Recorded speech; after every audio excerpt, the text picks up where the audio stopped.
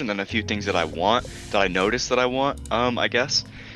And there's still a lot. Like this is, I think, a very poor job that I've done here. But, anyways, Let's hear it. okay. So first of all, actually, I want to talk about, maybe I shouldn't bring this up at first, but I see PP do things that like I wouldn't do.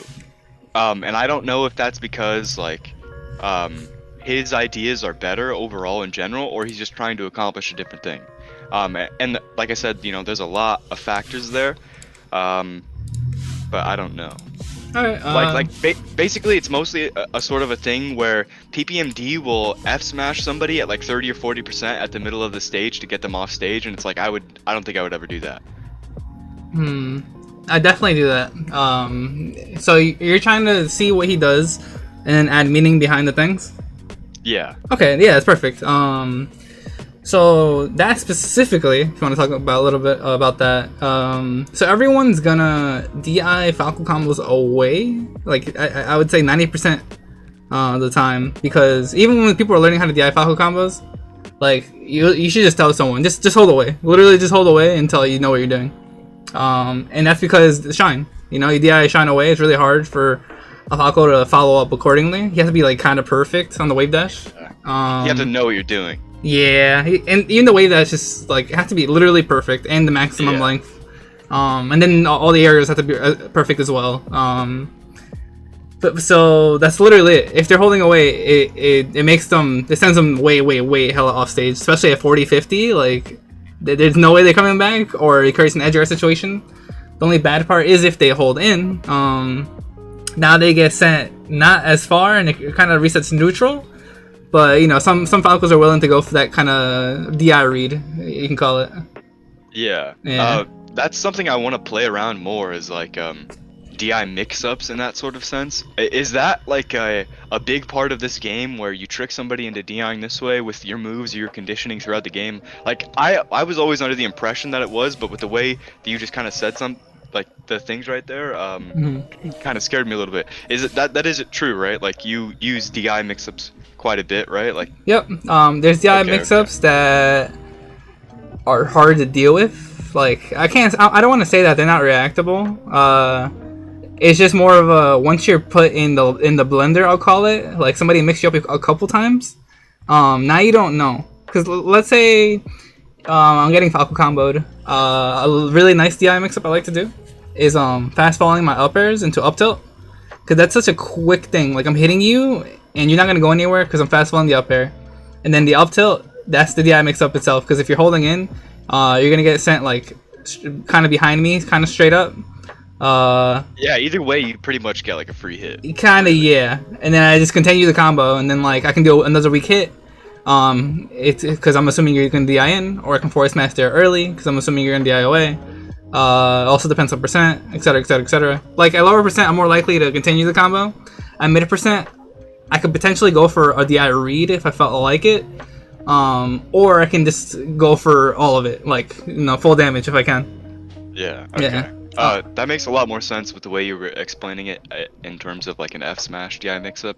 Yeah. But I think I'm trying to think of it in like too complicated of ways, or like just dumb things. No, you're 100% doing it correctly. You just need to you just need to write it down, label it. You need to write. Right. Yeah, you're good. You need to write down the move, write down like if they DI in, where do they go, and if they DI away, where do they go. That's all you need to worry about. In and away, and then I personally use Shine. Beerman taught me this. It's really obvious on FD. If you're like way shining a Fox, you kind of can tell. You can see where he's DIing. You're gonna way shine him with Shine a couple times, like 3 times back to back, and then you'll see if he's just full DIing away or holding in, and that'll let you. That'll kind of tell you what they're doing. It'll be like if he's just holding in on all of them, maybe he doesn't know. Maybe he's not even thinking about it, and you can take advantage of that. Same thing with away, or maybe this person's actually cognizant and is mixing it up. So maybe you need to consider DI away twice, and then the third time he'll hold in. Like it can go infinite mix-ups.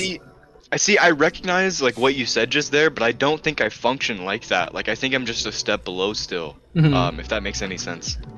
Well, maybe you need to, like, we're talking about it now. First is like conceptualizing it. First, we conceptualize it, and then like a day or two of you thinking about it, you'll sit in the idea, and it'll be clear to you. Then the next step from there will be applying it to an actual match, because there is other variables, you know, in the match, not just that. So you got to be like so quick and ready to like apply, you know what I mean? Which is hard. Yeah. And then applying process is a whole separate thing. I think DI awareness, like in general, like following where your opponent goes, is super hard. It is overall. That's why I always bring up like Yu-Gi-Oh or card games, because card games, it's like turns.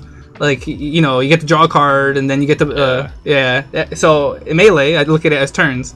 Like it is like that. It really is, because you literally can't do anything for half the game sometimes. Exactly. Yeah. Sometimes it's just not your turn. It's not like you're getting hit. It's DI turn. You need to DI. You need to survive. Yeah. Yeah. Stay alive somehow. Get out of here. Exactly. Okay. Well. All right. Well, thank you. But continuing on my list, I guess starting my list, I've started mixing up my dash dances a lot more, like before laser, after laser, or like sometimes just not even lasering and just running around them, you know? Oh yeah. And like playing with little different timing mix-ups, like just small things, or like what's it called, tomahawk bears, or just like small little things. My side plat interactions, I think, have gone up a lot. I'm more present, more aware, and less willy-nilly with it. And I've also started using my shield drops, or utilizing them better, at least. More often, more efficient in like good ways. I think my laser game has improved, but I don't really know how I could say that. Well, it also laser game is dependent matchup. Matchup dependent, rather. Okay, yeah, I was like, huh, what? Yeah, my bad. Yeah, it's super matchup dependent. So you might feel like one day they're strong because you just have to play a certain character that day, and the other day it's like nothing's working out. So just be aware. Is that a thing with habits? What do you mean? I feel like I'm picking up a couple bad habits from a few matchups, and then it like makes me play like bad. Yes. I feel like okay, yeah, that makes sense. I feel like I transition every couple of months. Like I'm really, really good at this thing, and then I'm really, really bad at it. Does that make sense? Yeah. That's literally matchups. I would say all of it is good. Like probably all of it is good. The things, your habits and stuff. The only issue is that you're like not thinking about the matchup. You're just you know, you're being universal. You're just doing good things, quote unquote. Using them in the wrong place, not even like caring about what's going on. Yeah, you just know that they're good things, so you're doing them. Yeah. Okay. I've stolen a lot of stuff from Mango lately too. Like he's OP. He has this. Yeah, he is OP. It's crazy. He has this like low nair shine bear that I just never. Dude, I can't get the drift on that bear. It's not that hard. If you are you trying to C-stick it? Yeah, it's just, I can't do it from the left side. Don't C-stick it. If you C-stick it, I don't even know how you would do it. But I just YA with my thumb. You know? That's why. He's a Y presser. I'm an X presser, so maybe that's like huge, you know? Yeah. I think it is pretty big. He also claws. Yeah. He doesn't use his right finger to L cancel or R cancel. So that's why he does his double lasers like that. They're so fucking good. I'm still working on that. I definitely stole that from him though. Oh yeah, you told me about that. It's nasty. I've been playing around with jab. I think my jabs have gotten good in some places, but like I said, I feel like I do bad things all the time. Also matchup dependent, I would say. Yeah, that's a really good point. Like, it's really good against Marth, but against Falcon, like, what are you gonna do? Yeah, I wouldn't ever do it against Falcon. I wouldn't ever do it against Peach. Wouldn't ever do it against Sheik. Peach, you just die for jabbing her. Yeah. Yeah, save shield pressure, and I've started baiting more. Like really a lot more, especially in matchups like Sheik and Peach. Hell yeah. And Marth too, but Marth's so hard. Yeah. He doesn't want to approach you ever. He's gonna always bait you instead. So dude, nobody wants to do anything. It sucks. And then you do that dumbass dare from the platform. You get grabbed every time. But yeah, anyways. Now you're reaching that level of like you don't want to do anything and I don't want to do anything. So now it's a stalemate. And it's just boring. Yeah. So once you reach that level, now what happens is like this person's not going to give you anything for free. You're not going to give them anything for free. And now we're actually playing the game. Now it becomes a game of like, how can I get you to do what I want you to do? And that's like the next step, in my opinion. Okay, yeah, that makes sense. Because for me, I see that in just a little bit of a different way. It's more so like, all right, man, how am I going to kill this guy? I don't know. Yeah. Gotta figure something out. But yeah, that is kind of the way it is. Nah, yeah, the big fact. Every fighting game's like this. Every fighting game come to the point where like, if I do this thing, I die, so I'm not doing anything. Every game. Yeah. That really does make sense. I feel like when I just attack dumb shit all the time, or like throw out stupid moves, I die for it because you do. It's You rough. just get caught in landing lag or whatever. Okay. So a couple things that I still want. I want to be better at overshooting. I don't know why, but I'm bad at it. I don't know what to do about it. Base mix-ups, right? So you know how we talked about DI mix-ups? I definitely have an understanding of that, but Can I say something about the overshooting stuff? go ahead. So overshooting. Falco is not a good overshoot character. He's slow? Yeah. So, and he has a 5-frame jump squat. Yeah, that's true. So Is that what it is, by the way? Because I feel like most of the time I get fucked because of his jump squat. yeah, you'll like be in jump squat and you get hit before your move comes out. Because he has a 5-frame by jump Marth? squat. Any character. Yeah. Yeah, Right. he has a 5-frame jump squat, and then it takes 5 frames for his down air to come out, and I believe 4 frames for his nair to come out. So no matter what, there's like a 9-frame like Startup, yeah, yeah. it's just rough. It's not worth That sometimes. is rough. I didn't know that. I always thought Falco had a 4-frame jump squat and Marth had a 5. And my Nah. homie told me the other day, and it blew my mind. So the way you want to think about this is that how do I say? You want to aerial fade back your aerials a lot. No. You want to I'm not lying. Let me rephrase this. You want to fade back your aerials a lot. You want to like approach them, but fade it back. Don't overshoot it entirely. And if you do if you do overshoot, overshoot with laser, never with aerial, in my opinion. There are bad players who, they will get hit by overshoot aerial. Like, it's not entirely bad. But once again, matchup dependent. Like, you're not hitting Marth with that. You're never gonna overshoot against Marth and like hit him. It's just really hard. Unless he's in shield and like you're overshooting behind him, because he'll like move out of shield. That's like a different situation. But yeah. Crap, I had something relevant, but I forgot what it was. It's all good. If it comes back to you, let me know. But that's what I have to say about that so far. Definitely undershoot your aerials and overshoot with lasers instead. That's like the general idea here.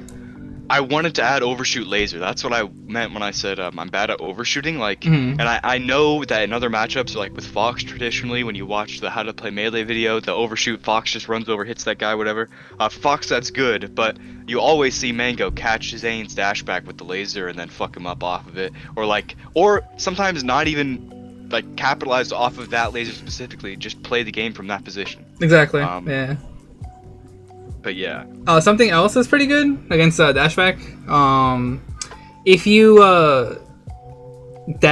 wave dash forward, it's very good because the dash gives you some length. Like a lot of characters, with some exception, like Falcon as an exception, the beginning of your dash speeds your character up, and then the end of your dash slows your character down.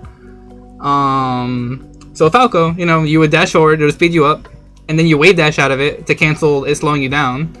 And your wave dash is 10 frames, which is unreactable. In this game, 15 frames is human reaction.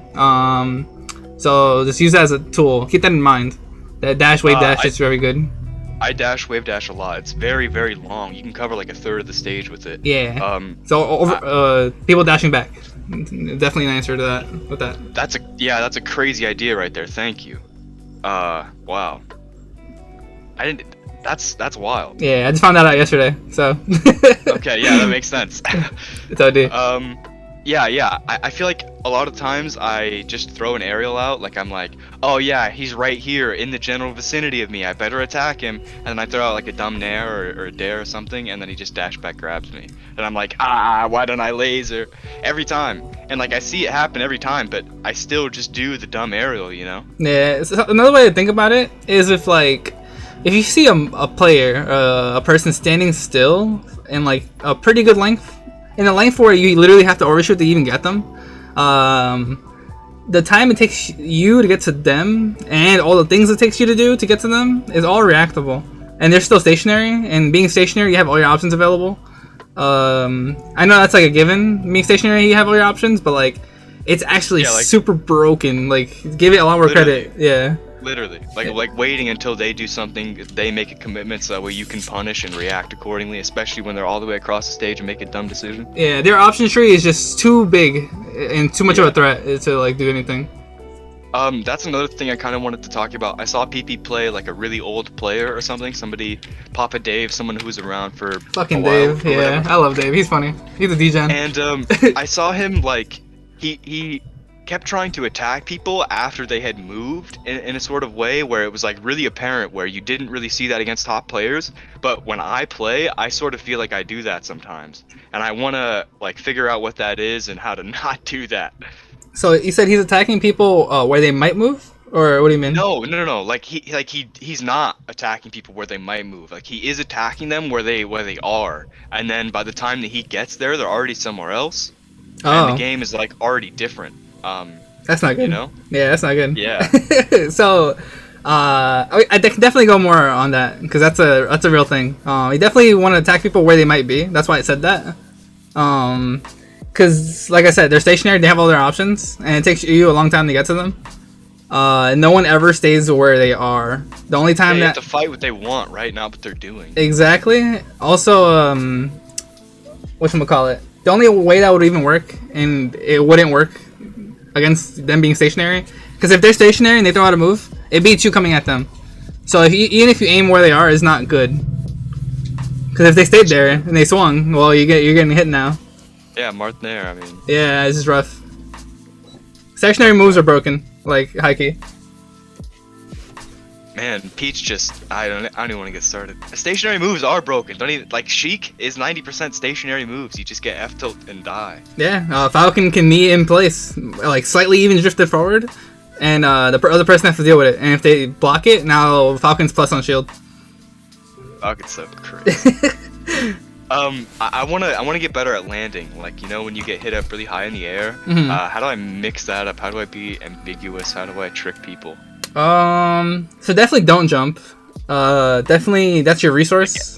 Like ever, Well- or just when you get closer. Make it hard. Like Okay. let's say you get hit in the air, super high or whatever, and you have a jump. That's still a resource. You gotta definitely make sure like You keep on to it. you just don't do it. Just don't. I wouldn't do it. What you want to do is you can abuse your drift. Falco's drift is actually really good, and Mango is the best person who uses it on the way down. If they overcommit to like actually coming up and swinging at you, you could potentially use your jump to avoid it. But you can also just fast fall or non-fast fall, and that's like super enough to like mix up a lot of people. Like he gets Zane all the time with that, where he's coming down, Zane will come up for like a forward air or up air, and Mango like drifted so well that it barely misses, and then Mango hits the floor and gets a punish. Damn. Okay. Yeah, that's crazy. Yeah. This is something else, like the mix-up chain butterfly effect. Kind of like how I was talking about Papa Dave a second ago. Like, you. It's actually not like Papa Dave at all. It's an entirely different thing. I just remembered what I meant when I wrote that down. So say you're fighting off of like one option, not in neutral, but like after you get the punish, right? They're trying to do this one thing. Sheik's trying to get the regrab, right? So you're trying to land behind her and shine. But then she just knows how to turn around and grab you, whereas some Sheiks don't. So then you have to figure something else out where like you tech roll away. What are you talking about? Down throw? Yeah. Okay. Go on. So, that like progresses the game in a sense. You know what I mean? Where it's like you started out here, and now we both gave our answers, and now we're here. But it like makes us do something else, right? Like, Trying to wrap my head around what are you trying to say? Are you saying that like mixing so it? she. Go ahead. Like mixing up your escape patterns? No. Not even. It's not even necessarily escape patterns. Just like the way that you play in general. I'm saying this from Sheik's point of view, right? Like if you're down throwing somebody, they're either gonna like roll away or try to land behind you and shine you, right? Like that's what I would try to do. Yeah. But then a good Sheik player can just, you know, turn around and grab you. It's like not hard to do, but some people don't know how to do it, you know, and you can get that shine pretty free. But she does. So then next time you get grabbed by the Sheik, you know that you can't try the land behind shine thing. Okay. So this to me is still escape patterns. So there's a maybe it is. I don't know. it's all good. This is what I label it. But there's a formula to everything. So there's a flowchart of Sheik grabs you, she down throws you, and the hardest thing you can do to make her deal with is tech in place and teching backwards because Falco has the longest tech roll. And she literally has to walk forward and then boost grab. Opposed to fighting a fox, she can just literally just like not even walk forward. She can just or dash attack. Yeah, and or dash attack.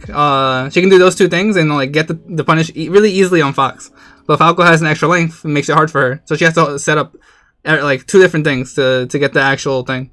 So what you can do is you gotta execution test them. So you're gonna DI behind. There's like a specific DI to get the best ambiguous DI. Then you do the tech in place, and then she has to like wave dash forward, wave dash back. I mean, to grab you. She can like do a turnaround or a pivot and get you. Like she has to literally execution test and answer correctly. And if she's doing that, then you can do tech roll away. Now she has to be like, all right, well he's not gonna do the thing. I'm gonna walk forward and then boost grab. But then she can't cover both. She has to literally decide one or the other. Yeah. So now it becomes a mix-up. Now, yes. All you're doing from your part is making it hard for the other player.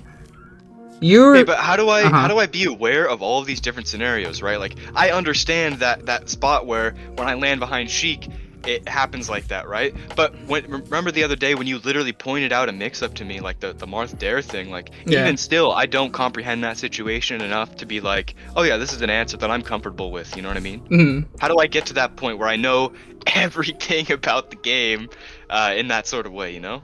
Okay, so I think the way it might seem like very random at first, but I think just breaking down like where your opponent is and where you are, kind of puts like they can only do so much from X position, you know. Like if she grabs you and down throws you, like only so much can happen. Like she just probably is gonna grab you again or dash attack you. Literally nothing else is gonna happen besides those two things. Yeah, like maybe you might get wave dash F tilt, maybe depending. Yeah, and that's not even like a good option, like at all. Yeah, literally. Yeah. Unless you're at a higher percent, you just die. But yeah. Yeah. Well, if you're higher percent and you get F tilted, now you go super high up and she can't fair you or anything. Like it's just not a good option for Sheik to do that. Really? Yeah. Like it's only like 40 maybe percent, maybe I guess. Oh really? Yeah. It's what percent? What percent does it like start living at? Because I feel like I just die every time. Can you DI out of F tilt fair? I thought you were just dead. If it's too high, like maybe 90, maybe 80, maybe like hundreds, you just jump out and it's like fine. But if it's earlier percent, even landing that forward tilt is kind of hard because she would have to read your tech in place or miss tech. So like really early percent? What do you mean? Like 20, 30? Like when she goes for it? Yeah. Yeah, even then it's not good because she's ending her combo early. Like I'd rather take forward tilt fair, lower percent, and survive and play the game again, rather than getting like tech chase chain grabbed forever until like me DIing to the side of stage and then like I die. That makes sense. Yeah. How do I make decisions like that? Because sometimes I feel like when you're fighting Marth, it's like, do I want to down air him and continue the combo, or do I want to nair him and push him off the stage? And sometimes you nair him and push him off the stage and die for it. You know what I mean? Like sometimes you just die. Okay. Or yeah, I guess I do. So I don't know, like how do I be better at making decisions like that in this scenario? Okay, so that concept is how do I say? There's like a tree, and you're full control. You're in the driver's seat of this tree, and it's up to you to decide. Like, there's no one better answer than the other. There's factors that you might want to like consider, like Marth being off stage. You know, he's probably gonna grab ledge, right? And now you got to play against Marth when he's on ledge, and that doesn't sound too appealing. Versus like, all right, well, I'll continue the combo, I'll get more percent, and then like maybe we'll end up playing neutral again, but now I have more damage on him, so now he has to be more afraid of like getting hit later on. I just added a few reasonings in two different situations, and you can just play each one how you want. There's no like definitive like this is better. An example of this I want to use from like other fighting games, because I have been playing other fighting games lately, and it's like it definitely transfers over. You know how in other fighting games when people do a combo, it's like guaranteed combo. There's no DI. Like you literally it is the combo now. Yeah. So somewhere in that combo, you drop it on purpose. You literally drop it on purpose, and then you get like damage restacking, right, to fix that or whatever. You're basically like dropping it, and the other person's they're not gonna be ready for it because they expect the whole combo to finish. and then you pick it back up. You just restart it because they're like they weren't ready for like to block the right way or whatever it is. It's just super random. You can kind of think of that. Isn't the point of that because like when you hit somebody more times, the damage goes down or something like? That's what I remember in like Marvel and like NBC 2. That's what you do. You like. I agree with that. And you wait. That's definitely a thing, reason to do it. But for melee wise, I'm just saying that. So like, if you drop a combo or put someone in a situation, like let's say you can combo Marth, but he's gonna slide off. You can still capitalize off it. Okay, I see what you mean. Yeah. You just get a lot more than you would if like you finish the thing. Yeah, at least you're still in that position. Like I said, maybe you don't capitalize off of that laser, but you're still playing the game from a different place. Exactly, and like, and now, position to position, now we're like trying to like weigh out the pros and cons of being in these specific positions. Like, you know, you might be in center stage, and like that's a really advantageous spot for you. And then this person just happens to like panic from the corner. Maybe it might give you an option immediately. Maybe they sit in the corner for too long, and then you can take advantage of that and be aggressive because you know they're going to be super like shield heavy, like, you know what I mean? Yeah. Yeah, it's just super. There's no definitive answer. You sort of do a play by play on how you want to handle the situations. You know how you were talking about like if somebody shows out in the corner, you can go and pressure them and be aggressive. Yeah. How do I deal with that? Like, say I'm in the corner, right? And usually I am being like super aggressive or whatever. You know, air quotes, super aggressive, whatever that means. But then it comes time to be in the corner, right? And I've watched a few Mango videos where he says, you know, keep pretty patient there because you just gotta chill out and they'll make some decision and you can usually make it out of there. But sometimes you just get running up smashed. Sometimes the Fox, it just like, I don't get it. I don't know. Mango's correct.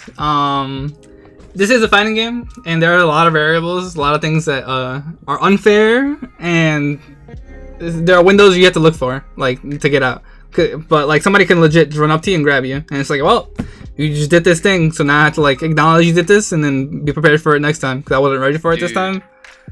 That's Marth on like FOD. Yeah. It's rough. It's just platforms galore, up tilt galore, up air galore. The worst part is like when he up throws you and misses his up tilt or F smash or whatever, and you tech roll, and then the platform comes up, so you land on the platform, and you're just right there, right next to him anyways. Yeah, he just does it again, or he grabs you. Yeah, it's like nightmare shit. Yeah.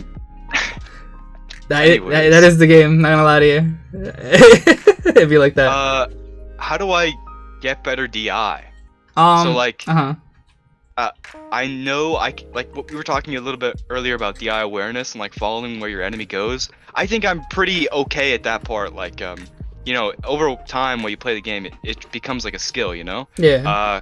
But I think my DI is very poor overall, just in general. I think it's very bad. Real quick, I do want to go back to the corner situation.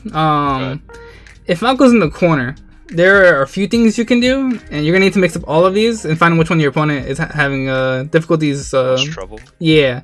So Mango, he likes to full hop in the corner, and then once again the Falco's drift.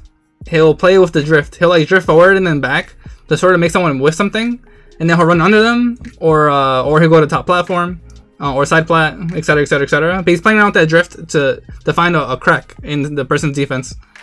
He definitely comes down with a laser a lot of the time. If he ends up coming down to the same spot, he covers that landing with a laser. Super late laser. It's really good.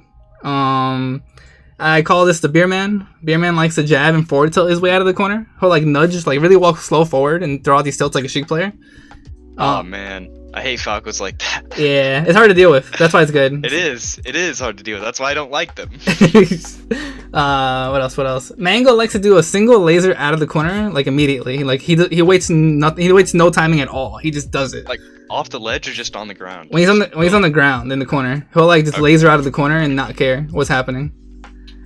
I guess yeah. If you're fast enough, you can just do that, right?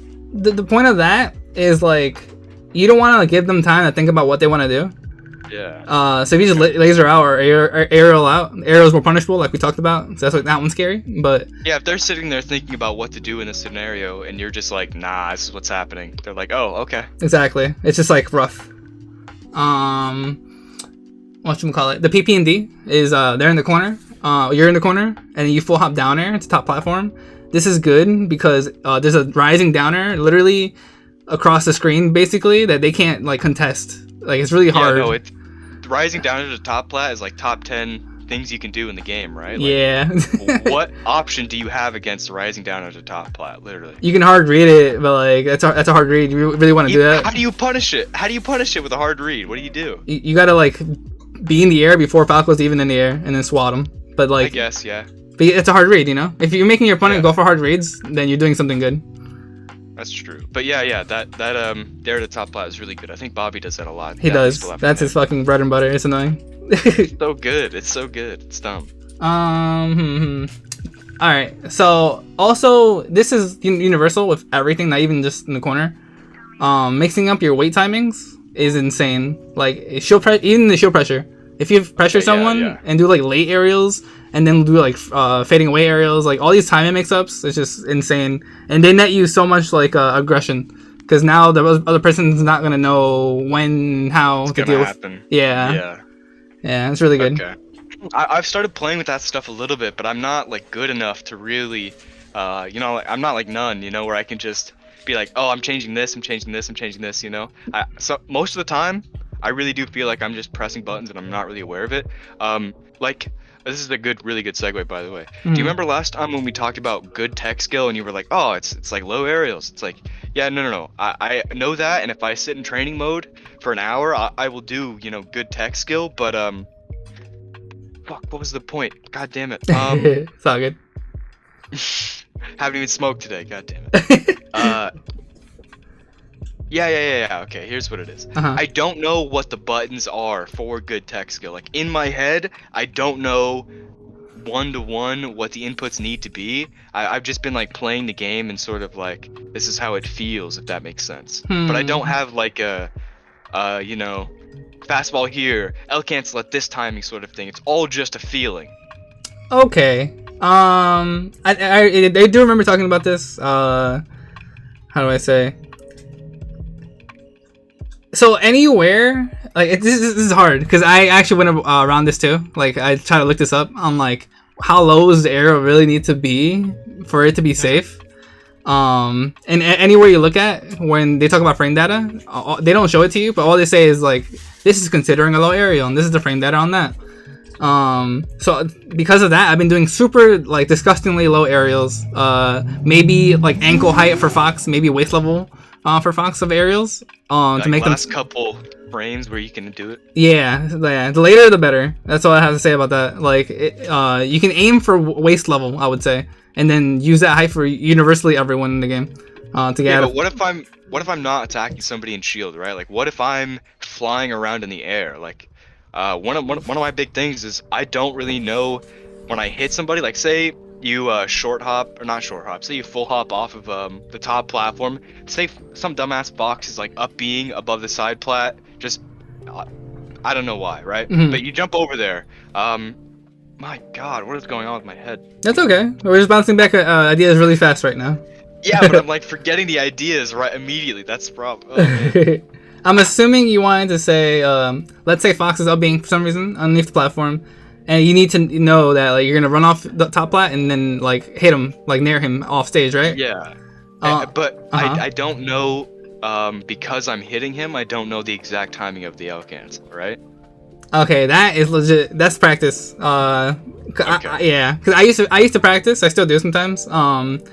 I'll like double jump and then fast fall and then L cancel. Double jump, non fast fall, L cancel. I'll L cancel from side plats. L cancel from all the timings you can. Yeah, I'll try to get down every L cancel timing from every like weird height and positioning down. And I'll also use how do I say it? I'll use my fast fall and the L cancel press at the same time. Cause that's usually the right thing. Like the timing's usually the same. There are small instances. Fastball, aerial, and L cancel like right, just like do. Yeah, but usually that's for late ones. But usually the ones that you don't fastball are the tricky ones. They're like they come up like 20% of the time. They're still really good to know, but that's like practice in itself. Yeah, no, like fastball timings and also auto cancel aerials when you hit the ground really kind of I don't know, make the game deeper, I guess. I don't know. No, I do. I super 100% agree. And the difficulty level goes up.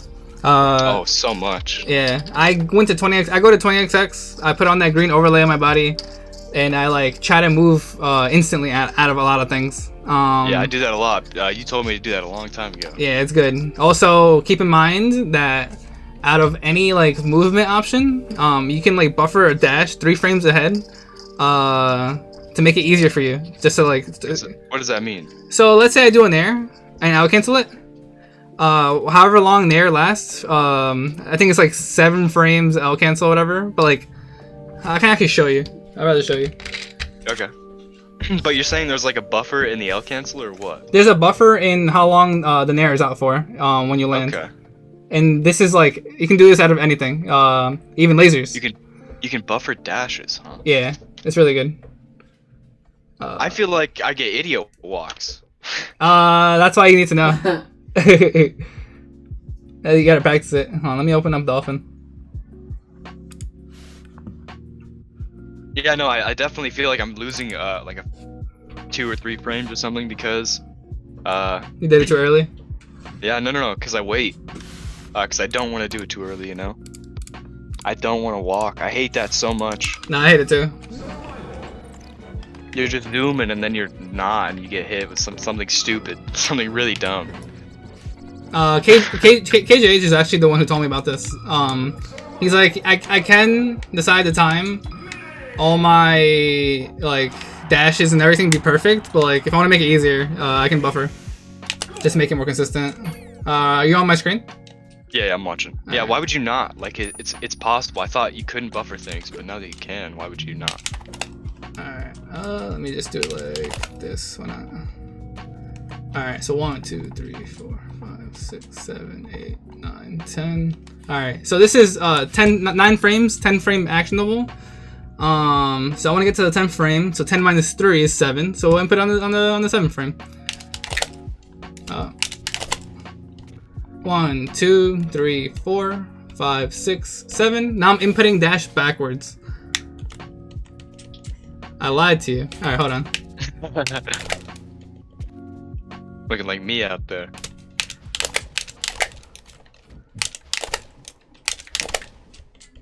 One, 2, 3. I'm not even sure I'll cancel this. I have a better idea. 1, 2, 3, 4, 5, 6, 7. So is it on the 8th frame? 8th frame, yeah. 9, 10, 11.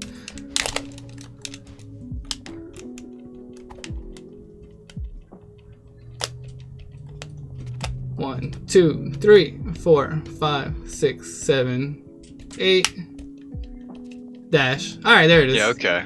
Isn't that the same as ledge dashing too, like 7 frame weight or something? Yeah. Do you see this little collision bubble right there? Yeah. Once that like shows, you're allowed to let go of ledge. Oh, like when it shows up or when it leaves? Usually the timing, I use it when I see it, because by the time I see it, I'm gonna react and it's gonna be gone. Yeah. But I think just that little. Yeah, I think it's when it disappears. Super good. I actually want to see that.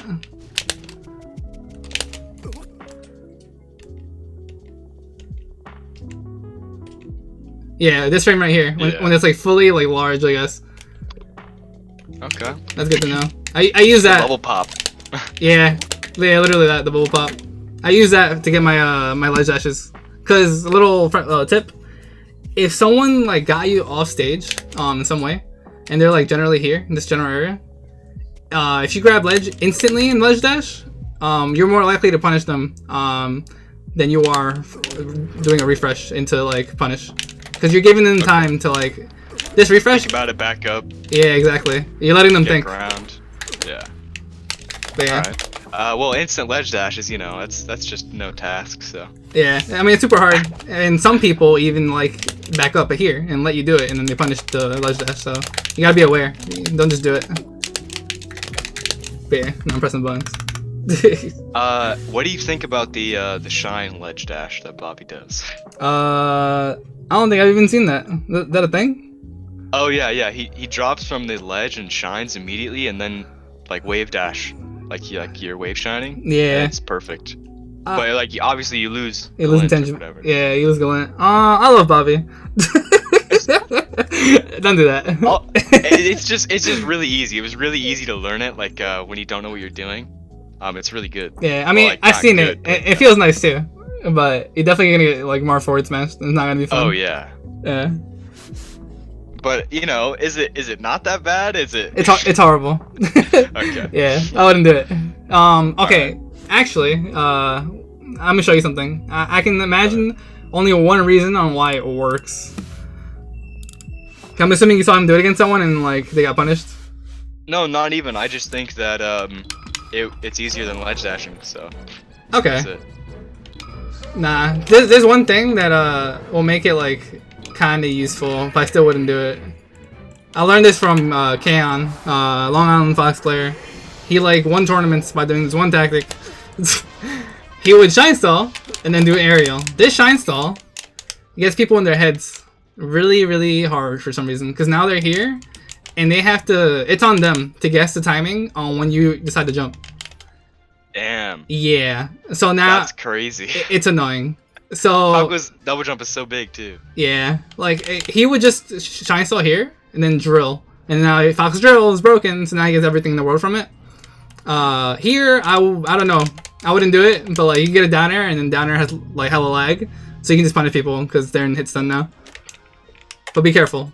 Once again, be careful. Yeah, no, that's a crazy option, but I'll keep it in mind. Yeah, and if they're waiting for you to come up, then you can just like shine stall and then sweet spot ledge, and then ledge dash, them waiting for you. So it's just funny. Or you can jump backside to B. It's like a lot of options you have from this. Yeah. It's insane. Okay. Yeah, no, I think the reason that Bobby does that drop shine thing is because he likes to keep people alive, you know what I mean? Like the drop shine thing. Oh yeah, he definitely does. He stopped, more or less. Yeah, a little bit. After Cody yelled at him for not finishing his food. Is that what happened? Yeah, he's like, why don't you just forward smash? Oh, okay, perfect. Literally, Bobby, he likes to like make people survive. He'll like make the combo super long for no reason. And then Cody was yelling at him, telling him just forward smash. Literally, just forward smash. End your combo early. They will die, I promise. And then he's like, you're dumb, Cody. You're dumb. And then he's like, this is what you want me to do? And he did it, and then he was winning matches. Like it was working. Cause people, because Bobby's crazy. Bobby has sick punish game. People are gonna DI away. And then all of a sudden, they're not used to getting hit in the mouth. Exactly, because he doesn't do that. He just combos. Yeah. He only combos. So that's a good example. That's what I meant about the what's it called? Like when you're in the corner type thing. Mm-hmm. Like you're just going ham and then you're not for a second and they're like, oh, I gotta be on him, and it's like, well, this is a bad situation for me. Yeah. Any other questions on that list or not? No. That was pretty much everything. Yeah. I definitely want to start going over this match real quick. Alright, let's get it. Are these Peach matches? There's one Peach and there's two Marth. You want to do Peach or Marth? Up to you. I don't care. I have two Marth games. I won one and then I lost one, and I think I lost the Peach game. I don't remember. But I think I played better in the Marth games overall.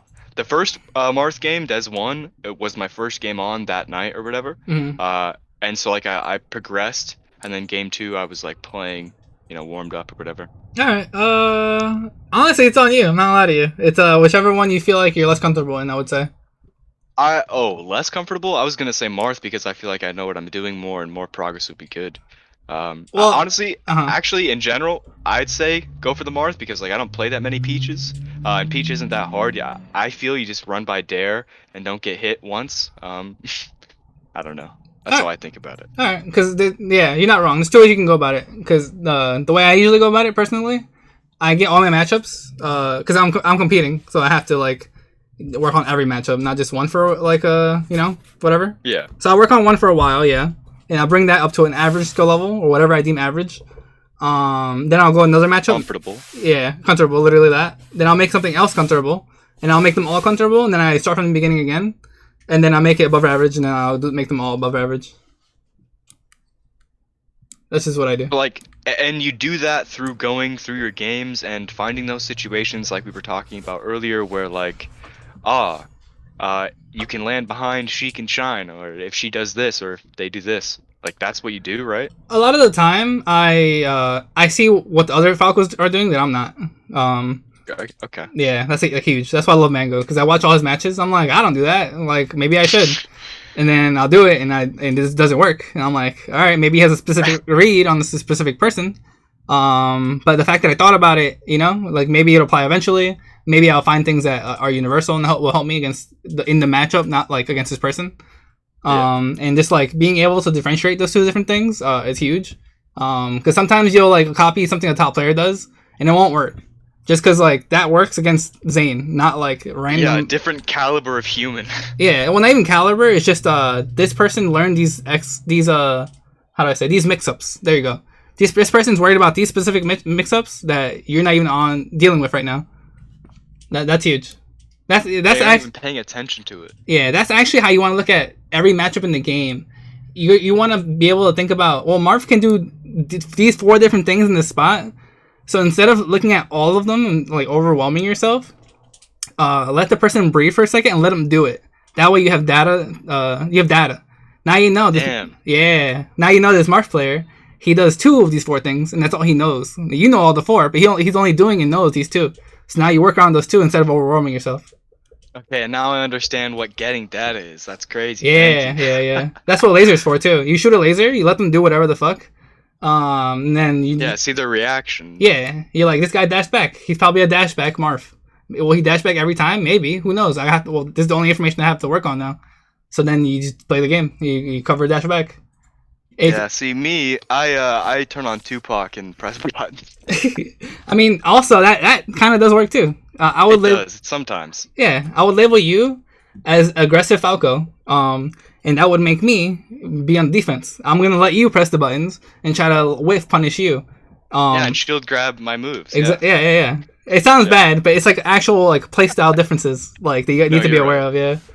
In other games, it's not as bad because Smash is so like juvenile, if that makes sense. Like it's like high school, I guess. In other games, the art of lame is just standard, Yeah, it is. You gotta be both lame to the point that you reach that stalemate we talked about. Then it becomes a game of how good are you at making your opponent do what you want. How good are you at manipulating this character and this person. Alright, let me share my screen. Oh, am I ready? Yeah, you are. Oh, lit.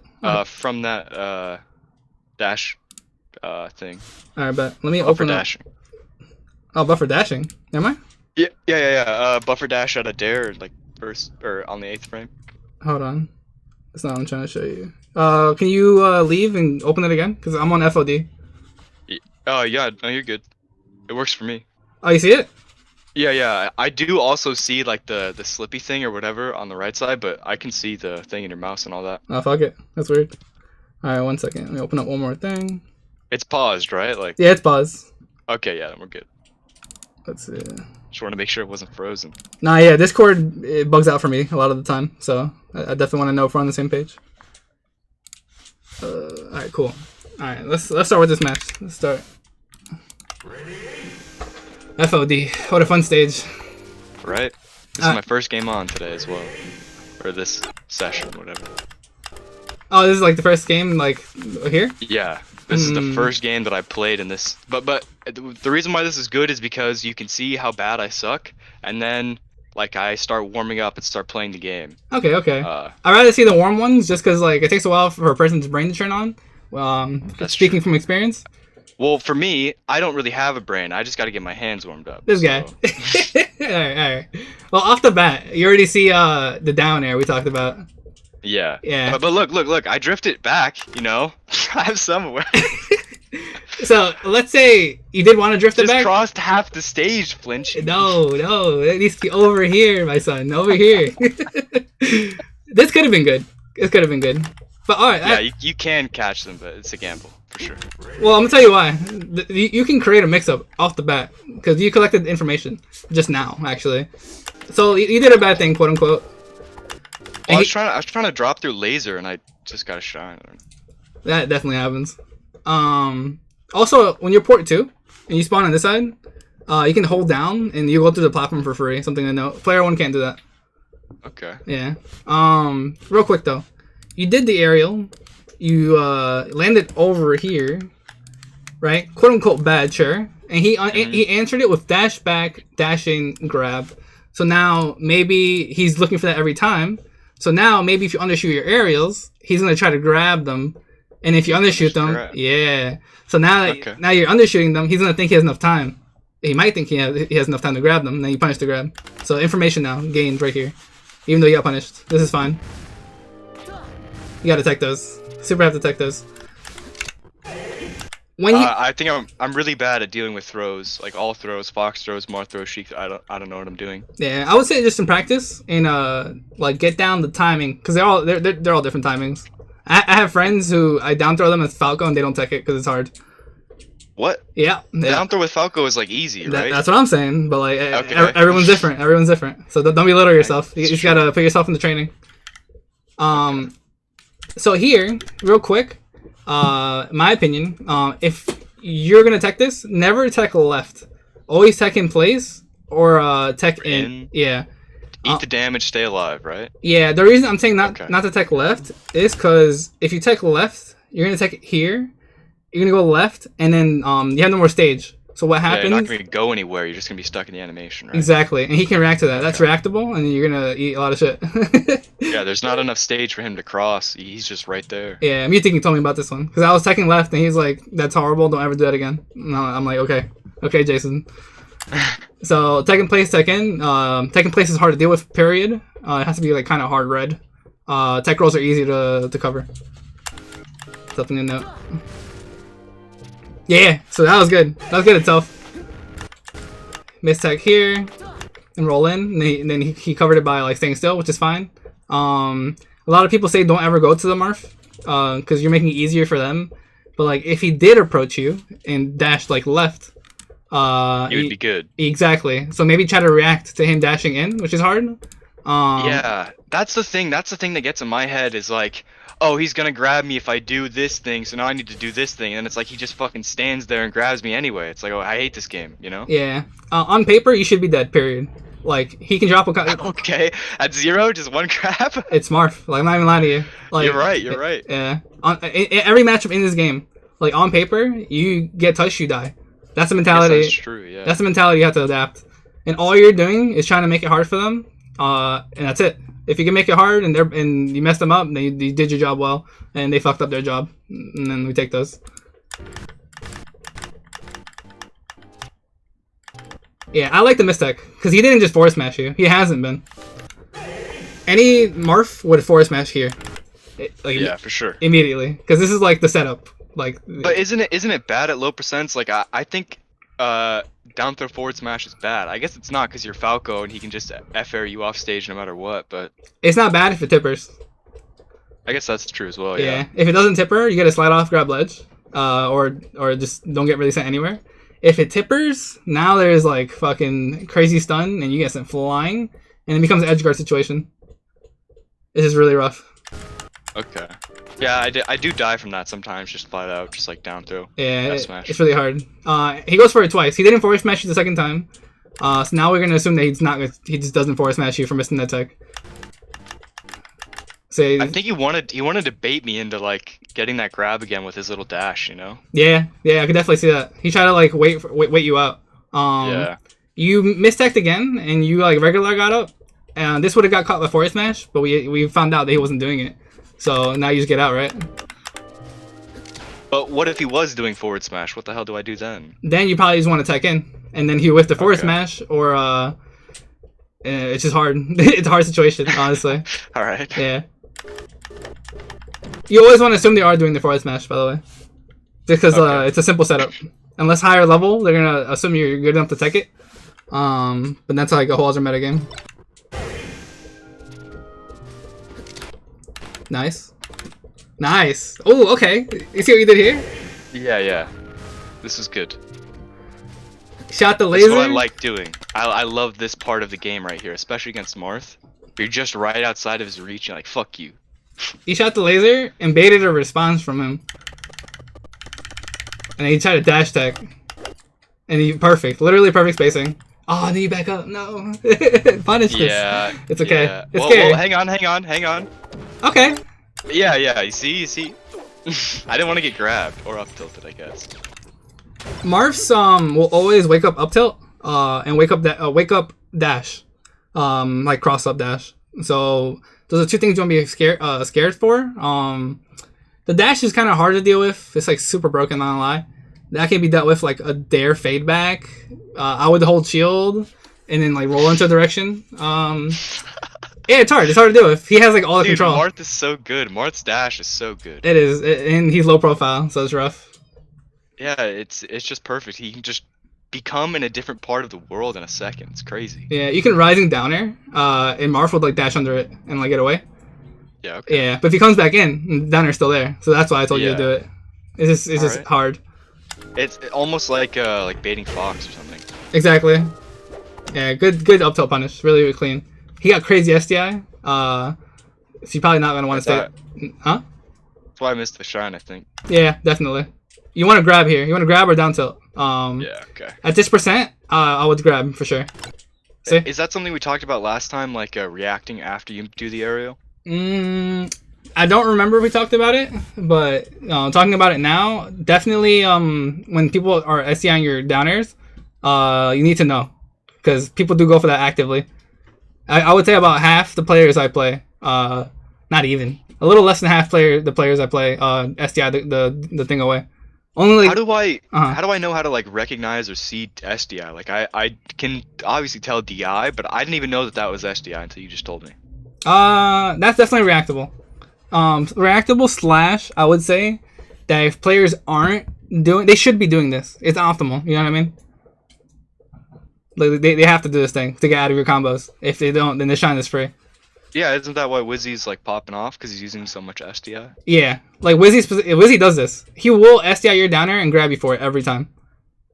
Every time. And he goes crazy far, like way farther than that Marth did. Yeah, definitely. Right here, I would say you can option select, meaning you can cover more than one option by like from an option you already chose. So you did down air. You're gonna do the shine anyways, but you can do shine grab. The shine would cover him if he didn't do the SDI, and the grab would cover him doing the SDI. Yeah, shine grab's just flat out good, especially at low percents. Yeah, that's the honestly the biggest issue here. If you did get the grab, I'd recommend up throwing Marth most of the time. That's another thing I wanted to talk about with the PP situation, is that sometimes he F throws at like a low percent, and I think you should up throw, right? So 37% plus. Knockdown F throw. Yeah, so that's maybe what he's looking for. Bless you. But if he up throws, apparently I've been fucking dealing with this myself. Marth will DI super away, and they're really good at it. And not get hit by your forward air. So the mix up here is now we'll DDI the up throw correctly by SDIing the lasers and DIing away after that and get away, and then now you have to shark them from it because they're assuming you're gonna fair them, or do they hold in, or like slight DI, like not any kind of slight DI is bad, so you get the forward air. This is the two mix ups you're gonna have to do a forward throw, up throw rather. Does that make sense? Is there anything else you can do? Like I usually try to just use Nair. Like I know you said up throw fair is like good, like that's the PP, right? Yeah, I mean, but I don't think I've ever done that once. I mean, if they're DIing away, they get out and you get a shark. But if they hold in, you get every single hit of fair. That's like 33 damage. Damn. Okay. It's super good. You can Nair. Fair's really good on floaties, right? Yeah, it's insane. Okay. Whatchamacallit? You can Nair and down air. That's percent dependent, and there has to be a reason for it. So the reason I'm telling you forward air is because you want the percent. But if Marth at like 70, maybe 80 to like 105, maybe around there. Percent definitely doesn't mean anything. No, it doesn't. Because now you up throw him, and you kind of get a free down air a lot of the time. Every time. Really? So high percents up throw is almost free? Yeah. On Marth. Against Sheik, I wouldn't do that. It doesn't work for some reason. Alright. Yeah. Once again, matchup dependent. Yeah. Yeah.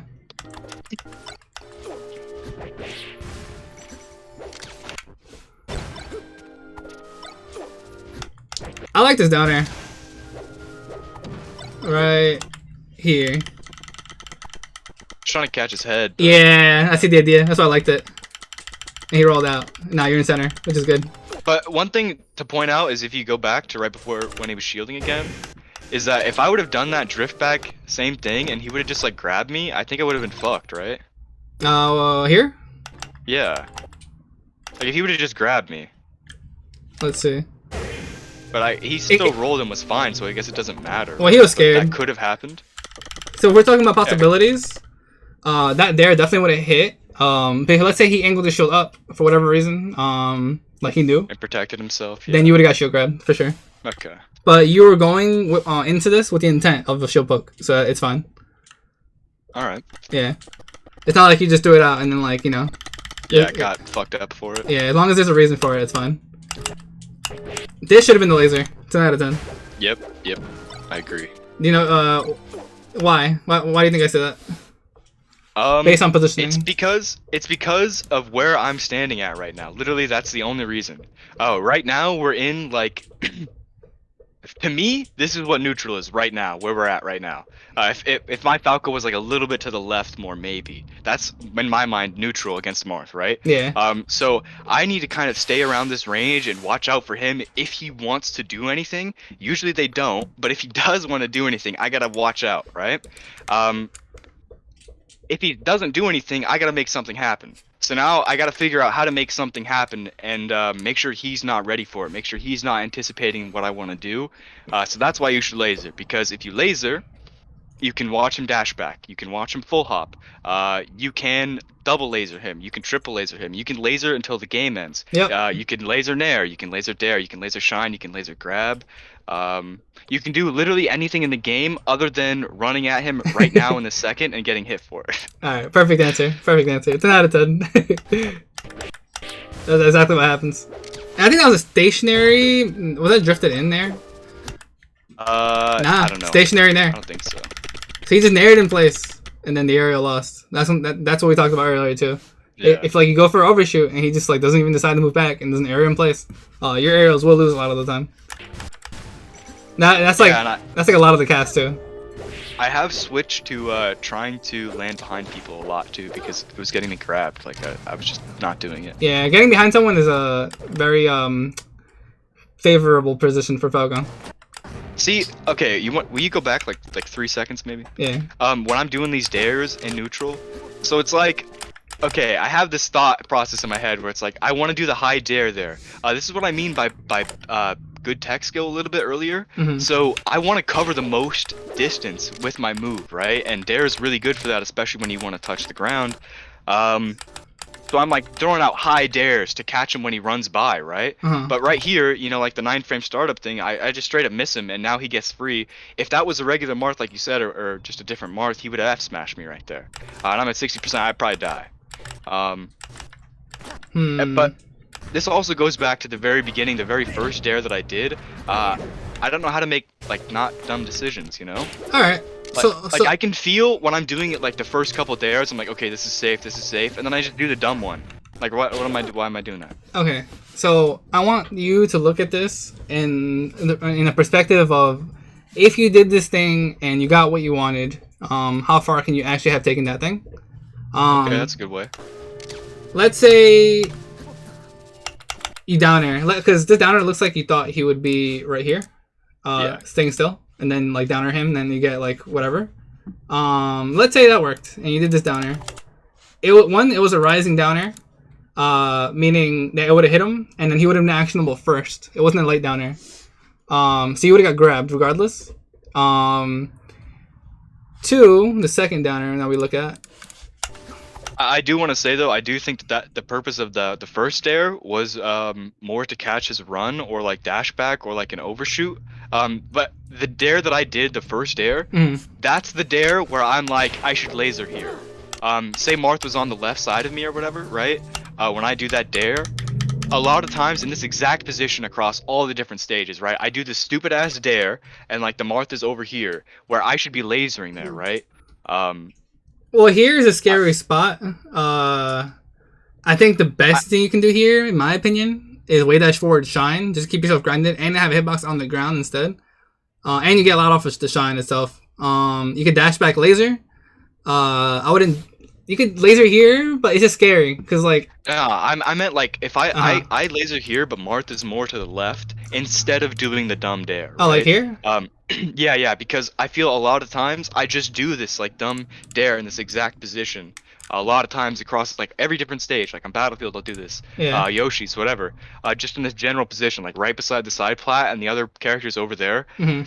And I'm just so hungry, so giddy to like hit them. I don't know. I just run and throw a dumb move and they dash back, grab me instead of being like laser or like think about it for a second. Okay. And you know like when Hmm. you said why should you have laser here? It's like I know why and like I know it is good, it is better. I just don't do it and I don't know why or how. All right. So there's two things I want to say here. How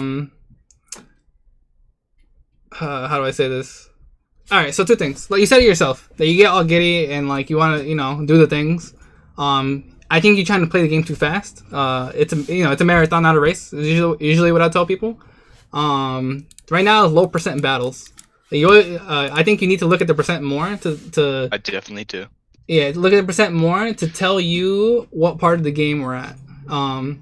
And now going back to decision making, like the down air, right, versus the laser. Once again, percent.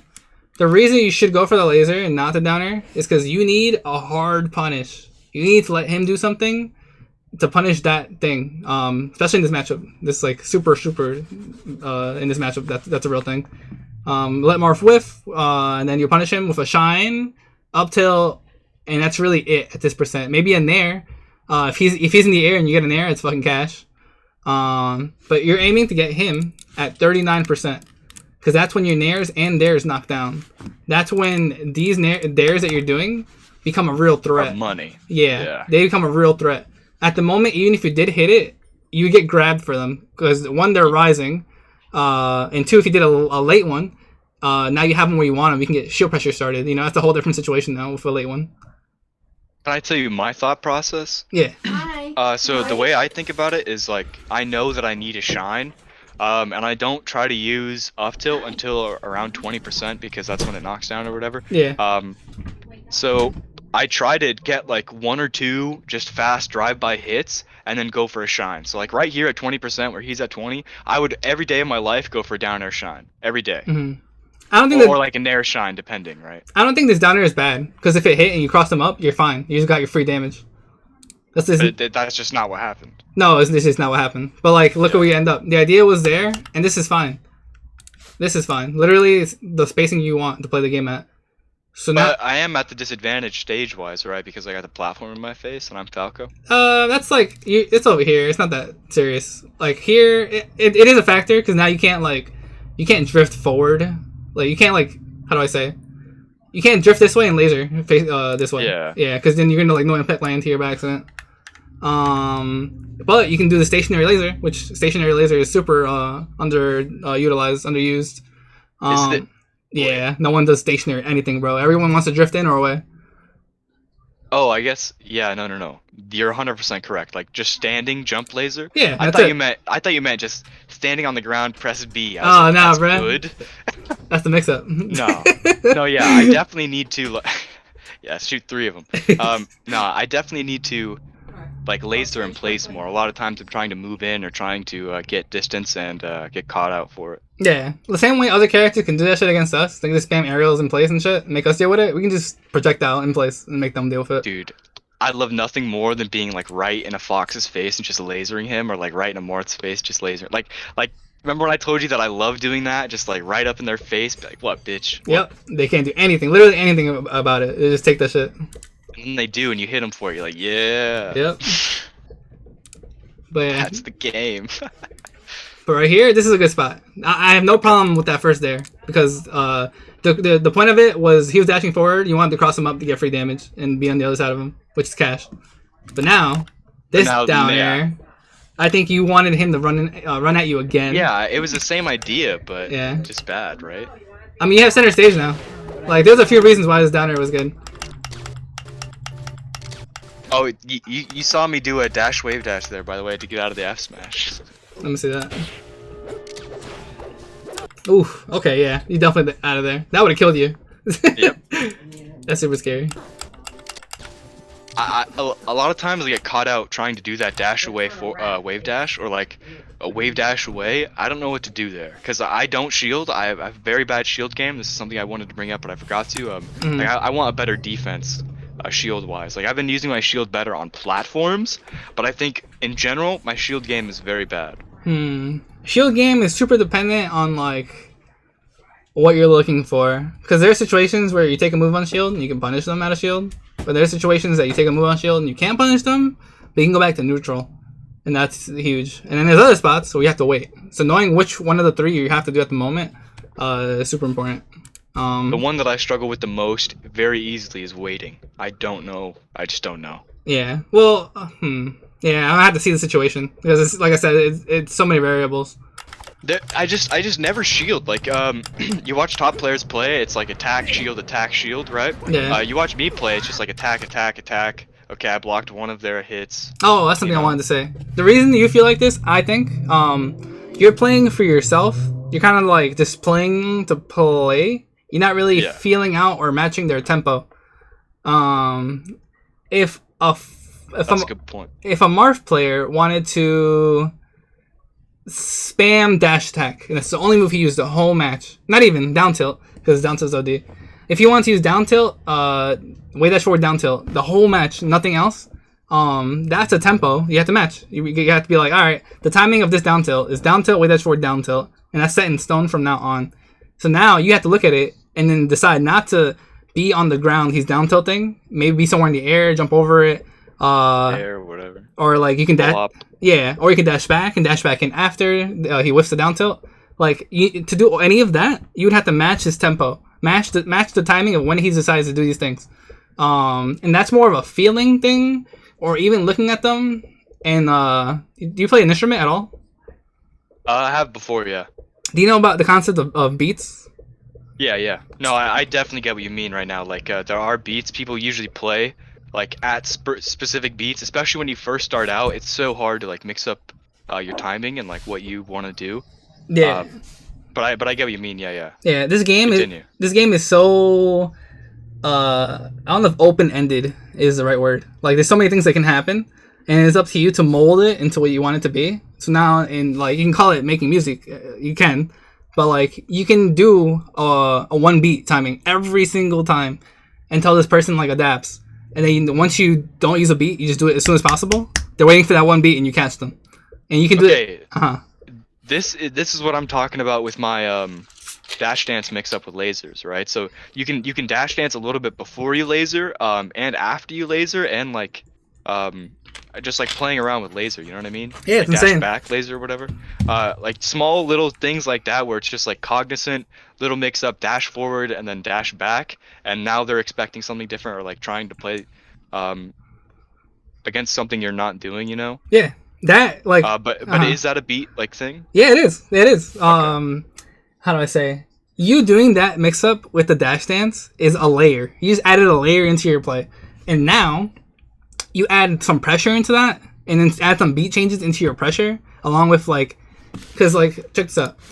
There's long range, which I'm gonna put this color. There's like mid range, this color, and like close range, this color, and the Marth right here. Let's say there are timing changes you can do from each spot. Like from max range, you can do like laser dash dance, and like he would have to decide to like go into the blue or like back up even more. Holy shit! God damn. Okay. Yeah. You're in the blue. You can do like mix up. You can like, how do I say? You can like do an aerial at him to end up behind him. You can like fade it, do it in place. You can shoot a laser. You can do so much with the distance has an effect. Yeah. I didn't even think about that. That's why this game's crazy, because like you can do timing mix-ups, and you can do like move mix-ups themselves. Like it's just, and you can do DI mix-ups and like all kinds of other shit. Yeah. So yeah, but you definitely want to go. But this is what I'm talking about, layers. You want to like work on one layer first, because now you're looking at it as a whole, and then you're gonna become overwhelmed. That's definitely a thing that happens. That is the case. Yeah. Yeah. But for now, just know that everything you do, like timing mix-ups or whatever, you can mold the game into you want it to be from every range, literally every range in this whole game. That's what makes it crazy. That's why it feels random. because like you're not really adding meaning or timings purposefully in your movement and moves in general. Once you do that more, things will be more purposeful in general. Like I don't know how else to explain that. It'll come together. I feel like I do like purposeful things, but only a fraction of the time I'm playing the game, you know? Like a lot of the time I'm just kind of doing things because I feel like that's what should happen. Yeah. Or like that's what I need to do, or there needs to be a hitbox, or like whatever. But there are some times where it's like, this is good, that was bad. And like you just have like a game sense almost. Mm-hmm. But I'm certainly not developed in a competitive way. I think you're fine. I think honestly you have some things, I'm calling them tools. And knowledge. You just need to keep building. Just keep building. Just keep going. You're definitely right. Yeah. Honestly, fine. So crap. What was the term you used? Like a layer, right? So yeah. When you're talking about mixing up other parts of that layer, you mean like maybe don't fastball on shield or something like that? Like what do you mean? Yeah. So. Okay. Let's say. How should I word this? Okay, cool. So let's say Sheik Nair out of shield. You're gonna try to like you do a shine into like a rising down air fadeaway, and then it loses to Nair out of shield. It should lose Nair out of shield. So now the Sheik is like, all right, well I could just do that, and then now you're gonna add a layer or another mix up in that same situation. Now you're gonna do a double shine on her shield when she tries to Nair out of shield, and double shine beats Nair out of shield. And then they're like, oh fuck, you know, like I just got punished. And then you can go even deeper. Now she's in shield and she knows not to narrow the shield. She's like, all right, well, you're just gonna double shine, and then you do shine grab, and now they can't even hold shield. You just added 3 different layers onto this person's shield, and now they don't know what to do, and they're in the blender. Wow. Now you might not. What I was gonna say is that. What if you get to a position where you make a move and you don't know what the answer to like their response is? So that's where collecting data comes in. The game begins 3, 2, 1, go. No one knows anything. All we're doing is decision making based on our past experiences in our journey of this game. That's all we're doing. Now, once we've recognized a thing or two that we've seen before, or that we know, we start adding like meaning and like behind this person's intent, and you use that data to mold what your gameplay should be against this person at the moment. Does that make sense? Yeah. I feel like I do that, but not like consciously, you know. It's hard. There's tactics or moves you need to do beforehand to collect the data, like undershoot aerials, for example, or undershoot aerials, for example. A laser is a really good one. Shining someone like Fox. Just to collect data on their DI. There's different small little intricate ways to collect data on people without overcommitting into something that would like potentially get you killed. That's one side of the spectrum. The other side of the spectrum to go about it, you can literally brain dead go run at this person and make them do all your pressure and all your buttons, and you're checking if this person has good defense and is going to kill you off these things. And then if you die, cool, you collect the data and this person can do the thing, and then you mold it around that. And then if they can't, and then you keep doing the thing until they you know, it's in their ballpark. So how do I get a better defense then? Because I feel like what you just said right there happens to me quite a bit, where it's like I kind of you fall apart, go all out or whatever, and then they can deal with what I can put out, but I can't deal with what they can put out, you know? Okay. That's match dependent. Like they have the answers, but I don't know what to do. Okay. Right? So now that's super match dependent, and like you can give me a matchup and we can talk about your out of shield. Anything for hours. Okay. I see what you mean. All right. Like Spaceys, you know, let's say Falco, right? During pressure, what you want to look for is when does Falco do shine? Because now he does shine, then there's a 5-frame jump squat if he decides to do an aerial, and then 4 for Nair, 5 for down air. Extra frames for an aerial to come out. So you can use all those frames to, you know, you can probably get a shine out of shoot yourself. You can probably buffer a roll in that timing. You can do a lot of just flat out standing or jumping dare. Like a lot of people just short hop dare in my pressure holes, I feel. It depends. That one super depends. You're not wrong. You're definitely not wrong. That one depends, because if he starts if he starts the jump squat first and then you start your jump squat, he's gonna have an arrow out before you do. Yeah, that's what happens a lot. I think I'm like dash dancing, right? And then he Uh-huh. just jump dares like immediately wake up jump dare. Yeah, that's why you gotta be careful. There is super good Yeah. for that reason.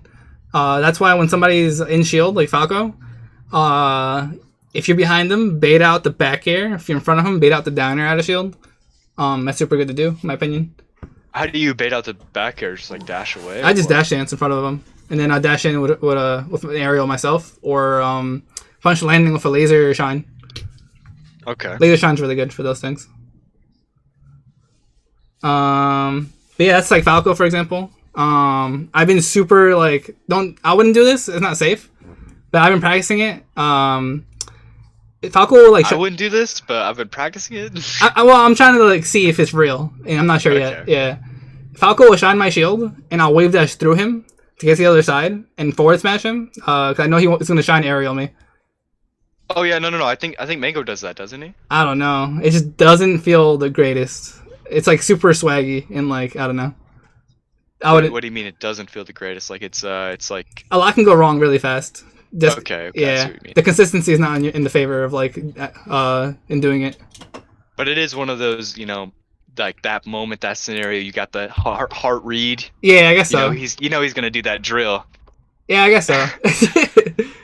All right, let's continue. If you have anything else, Yeah. definitely let me know. All right. I hope that concept helps of like just pressure. Like there's how do I say? There's things called frame traps. You know what that is? Yeah, I think so. It's like the pressure that they're doing lets you press a button, but if you do, you die. Oh no, I didn't know about that. Yeah, so let's say like Fox like frame perfectly multi shining on your shield. I don't think the game. Actually, no. I think the game lets you shield grab. The game lets you press A out of a shield, but then you're gonna get shined, right? Yeah. So you probably shouldn't do it. That's like a perfect example of a frame trap. Like the game. Yeah, I was just gonna think like if you say you nair behind somebody, nair shine, like right behind Marth's toes right there or whatever, and then Yeah. you just immediate dare out of the shine. Yeah. And they're in shield, they're trying to dash away, you catch them with the dare or whatever, right? That's a frame trap, yeah? Exactly. Like he tries to do Okay. something and like, well, he shouldn't have done the thing. He should have waited a little longer. That's like a fighting game thing. It's super applicable to melee.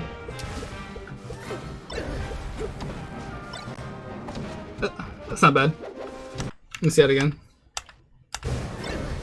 Yeah, he's at 37. If he was at earlier, I told you wanted 39. I think I told you. Yep. Yeah, that's Sheik and Peach. 39 nair and dare. Yeah, Okay. that's Sheik and Peach. My bad. 38. 38 for Marth. 38. Yeah. It's 37 for Fox, right? 35. 36. Okay. I want to say 35 for Fox and 36 for Falco.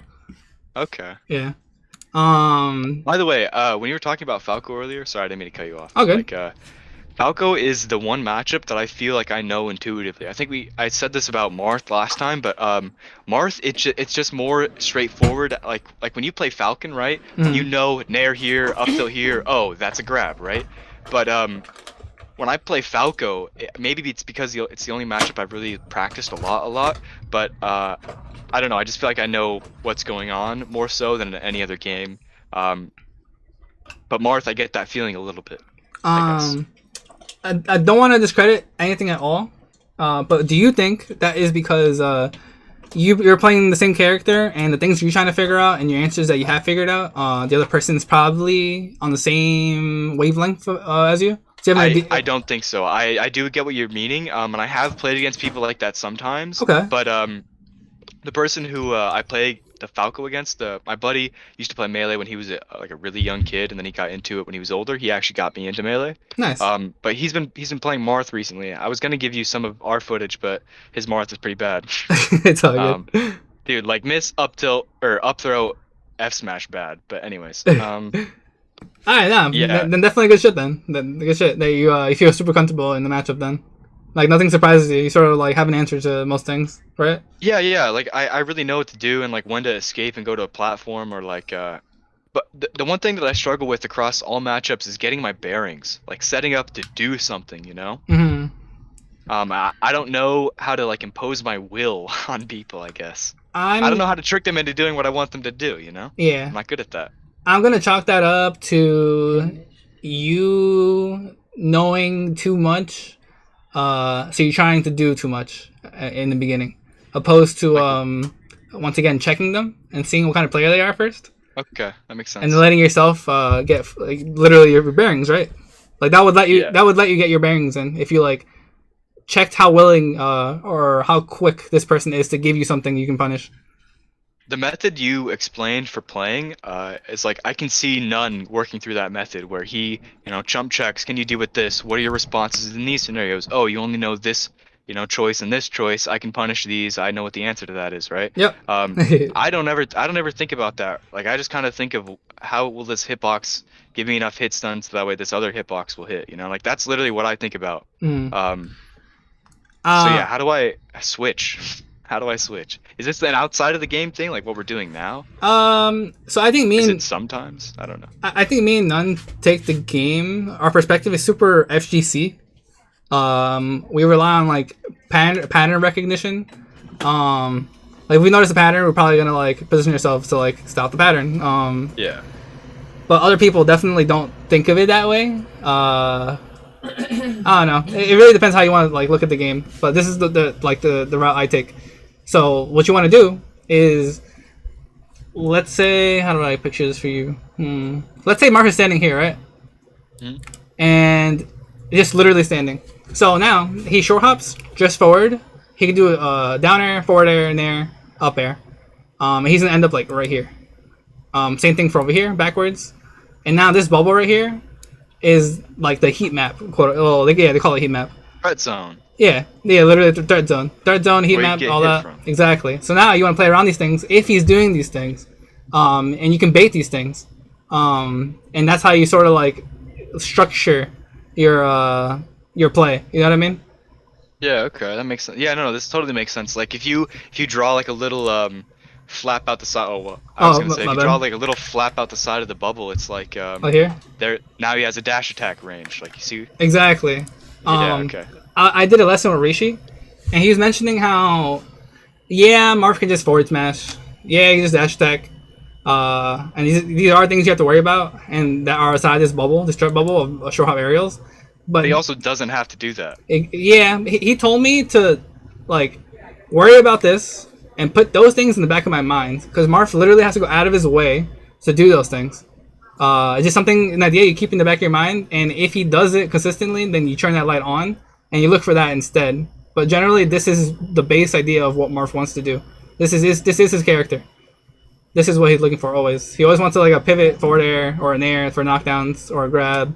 He's never just gonna like forward smash willy-nilly. And if he does, then that's a certain type of player. And then now you label him as that type of player. Then you take it from there, which is once again pattern recognition. Does that make sense? Yeah, no, 100%. This is like forming the game more and more in my mind. Okay, good. Yeah, for sure. Like compared to our last lesson, I think we established like the base layer footholds, and now I feel like I'm actually building layers to the game. Like I've talked about all this shit and quote unquote understood it, like what the words mean, but I actually get what you're saying. Like it makes sense to me. The more we talk about it, the more familiar you're gonna be, and then like subconsciously you're gonna end up doing it in game. That's just how it is. Yeah. I think that's what happened last time. Is like you just kind of filled my head with these ideas that I floated around, and they kind of take place. Yeah, just marinated. I like to call it that. Yeah, marinate. Oh shit. Oh. All right, cool. All right, let's continue and see what else. Yeah, we're about one stock in. So here, unfortunately, you're 1% off from like this knocking down. If it would have knocked down, what would have been different? If this knocked down, it would have been an amazing situation, positioning and all. He would have got sent. Here, this could have gone wrong in like one way, but the idea is to do the downer in a way where he gets sent straight down. I would say Falco's down air. I think I did a pretty good job of that, right? What I did do in this scenario. I want to show you. Oh fuck! Hold on. Melee. Frame data? Yeah, right here. Bird. Okay, down air. You want to hit this down air right here. Okay. This gives him no DI. He can't go this way. He can't go that way. He can't go this way. it sends him literally straight down. And It's like with your ass. yeah, the back of your head, Okay. like your back, like cheeks area. That's what you're aiming for. It's super broken. No one uses this like that. I don't think they do. I don't see anybody do this. But yeah. Well, I think people use that, but in Fox, like when you're baiting Fox and you just drift back there, you know. Yeah. But nobody really like utilizes it like you're saying. Even before that, no one even knew that until Ginger made a video about it. Really? Yeah. It's Okay. tight. But yeah, you want to hit that kind of down air, so you'd have to drift behind him up here and do that, and then fast fall. And if it knocked down, you would have fast fell. He would have been like chasing you in a way because you would have landed first. And now, Yeah, if I would have fast fell and hit him, combo 100%. yeah, now you cover you can cover left, right, or in place, and then you just take it from there. So is that why I did miss the combo, because he wasn't a knockdown? I couldn't get the shine of the up tilt. I also didn't land on the platform, but Yeah, that's literally what happened. The way you had to handle this instead, because he wasn't knockdown percent, is this.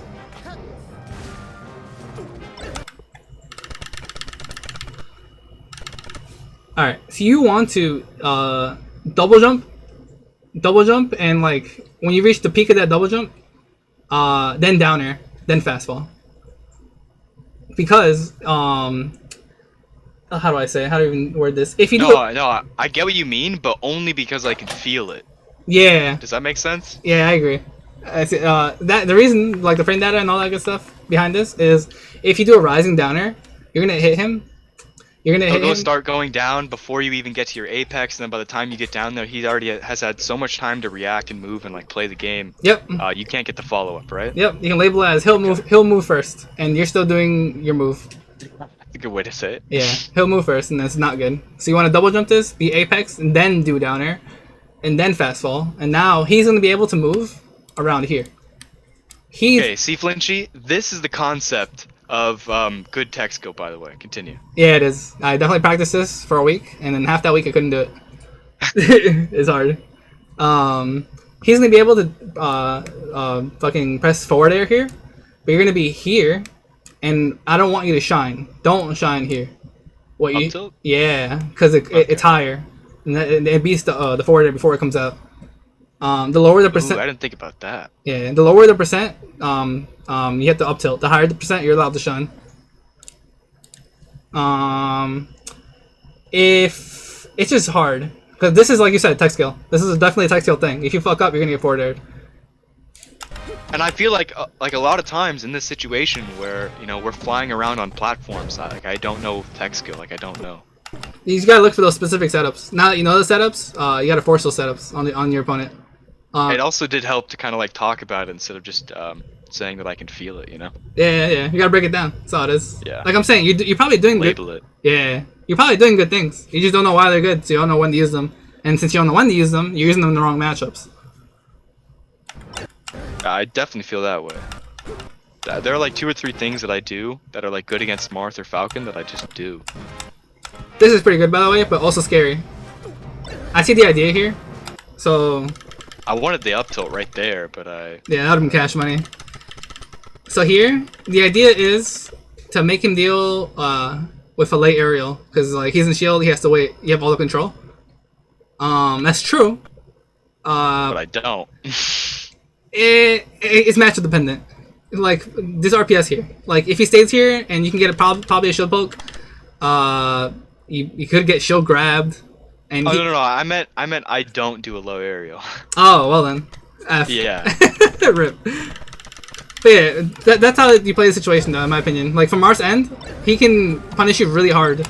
This probably isn't worth going for a lot of the time, because he can shield drop up air you, and and he can just shield grab this. But I think once again, this is fine because you're going for this specifically. Yep. Yeah, that's the only reason I think this is okay.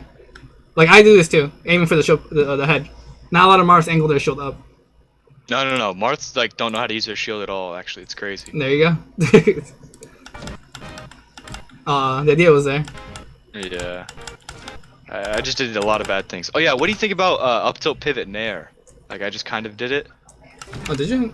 Oh, Yeah. What do you think about like pivot shit? I do like a lot of pivot shit right in people's faces. Like that? Yeah. I feel like you're just covering yourself. Yeah. You're just covering yourself.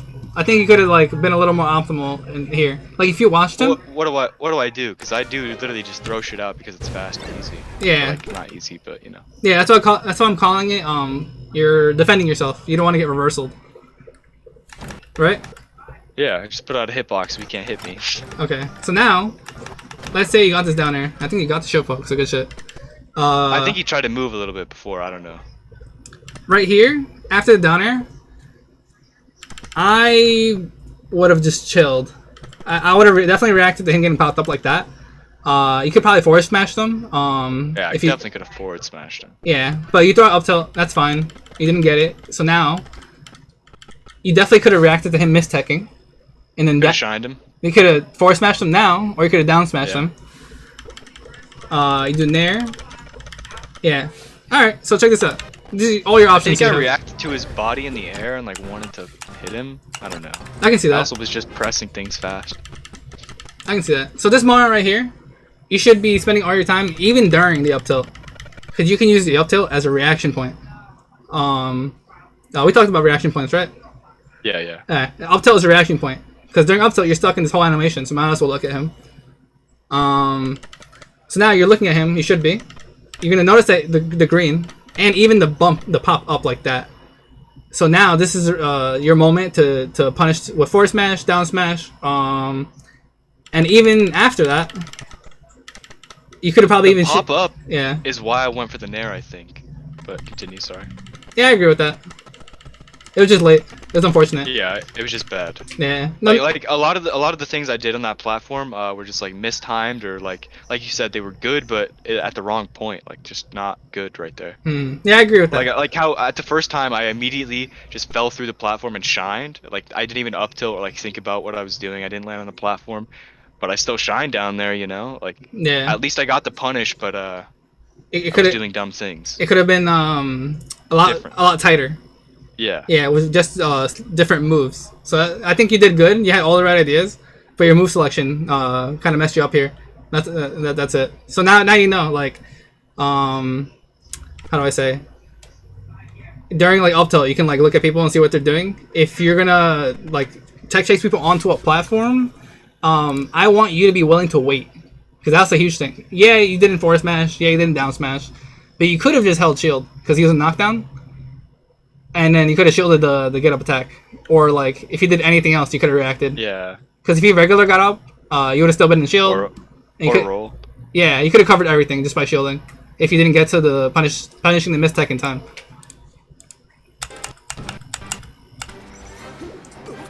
Nice. Oh no. No, it's bad. I should have refreshed there. Yeah. But just wait. I think it gets good. I don't know. I don't remember. I don't lie to you. Marth's like one of the hardest characters in the game to edgeguard. With Falco, I want to say you get one chance. You get like one attempt to like refresh or do whatever to keep him off. And if you guess wrong, get on stage and then just get on stage. That's it.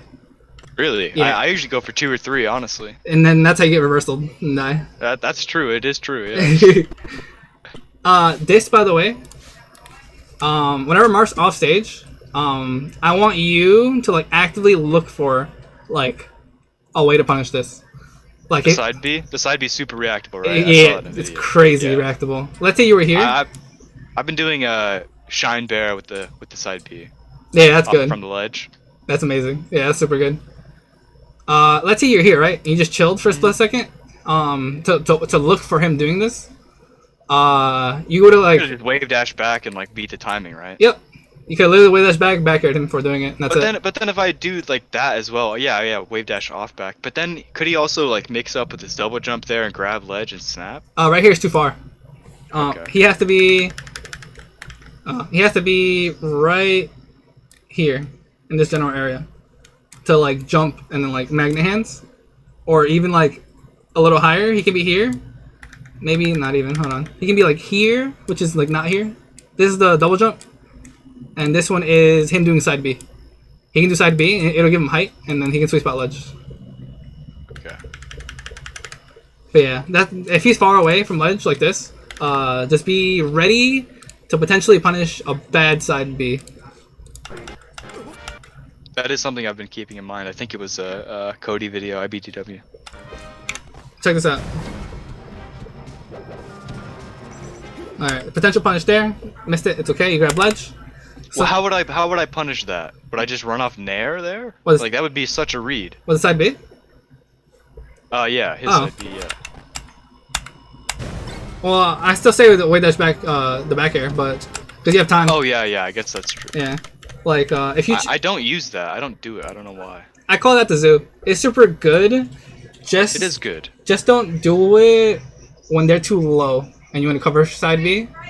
Because if you miss, you die. If you get it, they die. And it's up to you if you really think you're gonna hit it. It's like messing around with Sheik's back air, huh? Yeah. So let's see here, and you chill here. A lot of your problems are not waiting enough.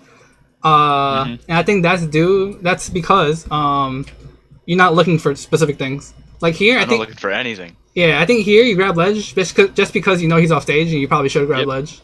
Yep, and I need to refresh, that way when he up Bs, he doesn't grab the ledge and I die for it. Exactly. So instead, before you grab ledge, I want you to look at him, and Marth, matchup knowledge now. Marths tend to do bad side Bs, and side B is super punishable. So you should probably look for that and try to punish it with the zoo, which is way dash back, fast roll, back air. It would also be good for me to learn my range with that option. Yeah, definitely I know. Well, Falco jumps really high.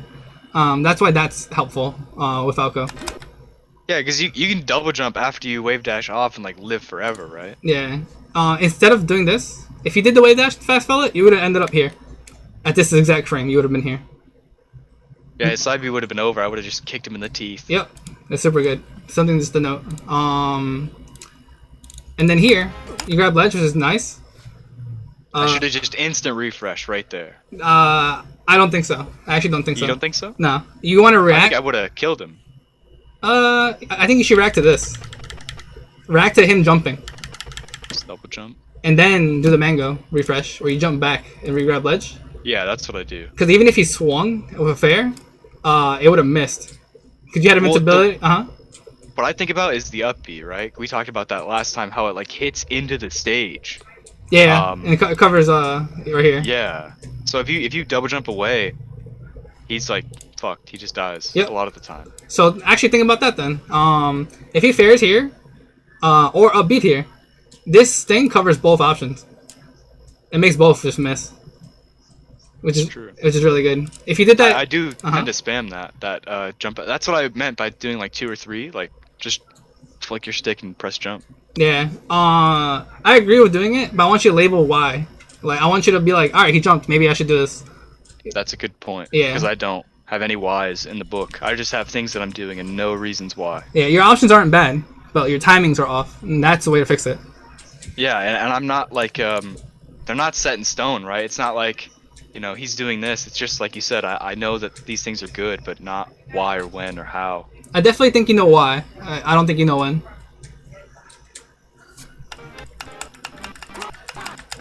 Yep, this is fine. Sorry, I could have F smashed that if I didn't roll up, right? But I wanted to cover the early up B, you know, like when they can land on stage. But like, okay, one thing I want to say is right here I was very confused because Marth off stage is so hard to like position. I guess I don't know. It's hard to see for me what his options are sometimes, especially in that position. Like this edge guard specifically was difficult. What are you talking about? When he's down here? No, when he's just off stage, it's hard to recognize what he's able to do, you know? Oh, okay. So peep this. Sometimes, especially like in this spot. Yeah, no, I agree. So peep this. Marth's gonna do, these are his options. How do I want to explain this? Let's go with this route. See if this helps me. Helps me help you. Let's put 1. All right, 1. He can drop down and sweet spot ledge. So drop down. We're gonna label that as just dropping down. Now he can also drop down inside B, and that gives him height and the weight timing, like 1 beat weight, and then up B. So that's why I thought this wasn't a good idea. I'm just gonna explain them to you. But yeah. And then he can also go down there, side B and double jump, or not side B and just double jump, right? Exactly. So now we know his resources for like his version of shine stalling. or staying out there a little longer and still being able to recover, or having his jump available and having his side B available. He can only side B. Only the first side B is the one that gives him height. Yeah, it carries momentum. Yeah. It's like Peach almost, right? This like covering float height with him off stage. Covering float height. I guess so. I mean, it is a wait timing. Like float does make you wait. That's like hella long though. It's like 3 seconds. Yeah, it's a whole 3 seconds. Oh, by the way, fun fact: Peach's float, there's like a little sprinkly dust under her float around her legs. As soon as that leaves, she can't float anymore. Okay. Yeah, something I'll to keep note. up with that. Not sure how noticeable it is with the game being all colorful and shit. I'm sure once you see it though, like you'll be able to recognize it, like double jump rings or whatever. I still don't look at the sprinkles around her legs. I count. I count 3 seconds in my head. Yeah, that's kind of what I do. Or you can kind of feel it, you know. I definitely don't count. Yeah, I should probably use both. Yeah, you're right. But I probably should count. But that's 2 options right there. And the double jump. Another one. He can be right here. He can be like we talked about here. Yeah, side B or double jump. And then he's waiting for you to probably like grab ledge, like be on ledge and leave, so he can double jump. Oh, the fair. Yeah, or he can swat at you. That one's not that great, because like the situation usually is, you're on stage, you wait dash back, and then he hopes that you leave ledge immediately from there. Like with I will say, that fair catches me off guard sometimes. It is a Monka-S. It's a super scary fair, not gonna lie. But he can side B. He can double jump to ledge. That's really it. But the mix-up is hard because you don't know. Yeah. You don't know if you should just grab ledge and chill, or grab ledge and leave immediately. And then he's mixing up both of them. Like the one that he goes super low, it's making you leave ledge immediately because you want to refresh. But the one that he double jumps or side Bs, if you leave ledge immediately, he grabs it from you. So you need to chill on this one. That's why it's super important. By the way, a way to punish this double jump and side B, if you grab ledge and do the mango Refresh. Claw back air. If you claw back air this, it wins every time. What do you mean claw back air? Like back air from ledge? Yeah, if you back it, rise and back. Oh yeah. Yeah, if you rise and back air from ledge, but you do the claw one, because the claw one is different. The claw one gives you, it lets you be lower, and it stays out a lot longer, opposed to like not claw, which would be like higher, and like it wouldn't be as long. It'd be like just not good. Wait. What do you mean? Explain this back air. Okay. How to explain this? Because I'm thinking about being like from grabbing ledge, you instant fall off, double jump, and then back air. That's not what you mean? It is, but if you claw it, it gives you more control over when it lets you do the back air immediately. If that makes sense. If you use A, I feel like it's not as immediate. Like that's literally the whole point of claw. Claw lets you do things faster. You're jumping with Y? Sorry, I'm like figuring out what claw is in my head. So you're jumping with Y and C stick? I got you. So basically, you're pressing down the analog stick. You're using your pointer finger for Y. You're fast falling, pressing Y, and then using C stick left to get a back air. And then using analog to drift into the stage, to land on stage. See, now the problem for me is that I L cancel with my right finger. I think you can make it auto canceled. So I don't think that even matters that much. Alright, well, I will investigate that. Yeah, definitely look into claw back air. Super recommend in general. It's just so much better. Same thing with I remember you telling me that claw, you have a lot more control with a lot of the options you choose, and if this really is that good, then I might as well start picking up double laser as well. Yeah. Claw gives you more control and it's faster. It lets the move out. It lets the move start earlier. Okay, so you're saying you can do it lower? What do you mean? So since you can, since the move comes out faster, now instead of non-claw back air being this range, now the move starts earlier. So like the back air will be out longer, and it'll cover like this. Okay, I see what you mean. Yeah, the fact that it starts earlier, that means it's out longer, and covers more area on the way up. Which you need all the space you can get against Marth double jump and side B to sweet spot ledge. Does that make sense? Yeah. I could be wrong in that you can use A to do it, but I think it's like 10 times as hard and like not as consistent. But I could be wrong. You're probably right. It also might be like a feel thing, you know. It could be. Like there are players who use A for certain things. It's all preference at the end of the day, as long as you can do the thing. Yeah, like I heard Mango literally uses A for almost every aerial until he has to use C-stick, whereas I'm the other way around. Like I only use C-stick until I have to use my buttons. Well, I think I use C-stick for everything, and I only use A from there because you have to. That's crazy. I use C-stick for everything. I just recently I started using A just because I don't know. Oh, that's scary. Yeah, that's a mix-up for me. I think I don't know. Fun fact here: if you do this and you get jabbed here, Yeah, you kind of die. you want to SDI this up and then air dodge and then then air dodge on stage. You want to like fucking SDI like wiggle up until you react to him being done doing the jabs, because if you just double jab, it makes it like 10 times as hard to do the air dodge, and you probably Impossible, right? it's literally impossible, but that's all you can do at this point. Those are your options. Your options are SDI up, air dodge, or SDI up for a second chance to side B again. Okay. Yeah, you just want height. So the higher you are, the more options you have. Yeah, no, I've been playing with that wall jump back air and like this side B and also side B to ledge or side B to side plat. I definitely don't do the back air anymore, just because like it just stopped It's working. bad. It's so bad. It's literally bad. I just started doing it the other day. It's literally bad. It's so bad. Like Replace that with wall jump, air dodge on the stage. Yeah. It makes that's probably a good idea. It makes Marth have to not be here and be like here to like cover all of it. He can dash back from here, from this spot right here. Confusing the crap out of this. He can dash back from here. At least he's not there anymore. Yeah, it just makes his life hard. Like I said, at the end of the day, you're dead no matter what. He's making his life harder.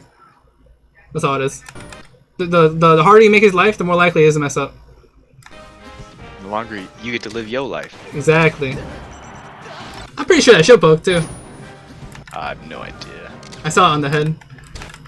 Oh no, wait. Yeah. Oh, he tried to grab your ass. Not even. That's his fault. What a guy. I guess sometimes I do get grabbed by that laser though. I think the spacing was good on my part. Yeah, definitely good spacing. Ooh. Do you know why that was good? The wave dash through. Yeah. Yeah. Nobody does this. You know why this is good? Down air. Look, this is the down air frame trap I was talking about. Dude, hell yeah. Alright, this is amazing. So, Marth physically cannot shield grab you if you shine wave dash through him. He cannot. What? Nope. He can't grab that. You're gonna go through him every time for free. I guess if you get the shine off, you're good, right? Yeah. Because like you have enough get grabbed time off the nair, not the shine. The shine beats the grab. Yeah. So if you shine wave dash through, you just have enough time to get through him through him for free. He's the only character I know this works on. So be be wary of like doing it in other matchups. That's a good point. I was gonna say I don't know about that. Yeah, but yeah, against Marth is super good. And this is amazing. I love this. Good shit. Thank you. Oh no, you could up tilt it maybe. I don't know. Probably not, but Marth roll is I don't know. I'm not used to covering it. I'm just not good at it. I don't know.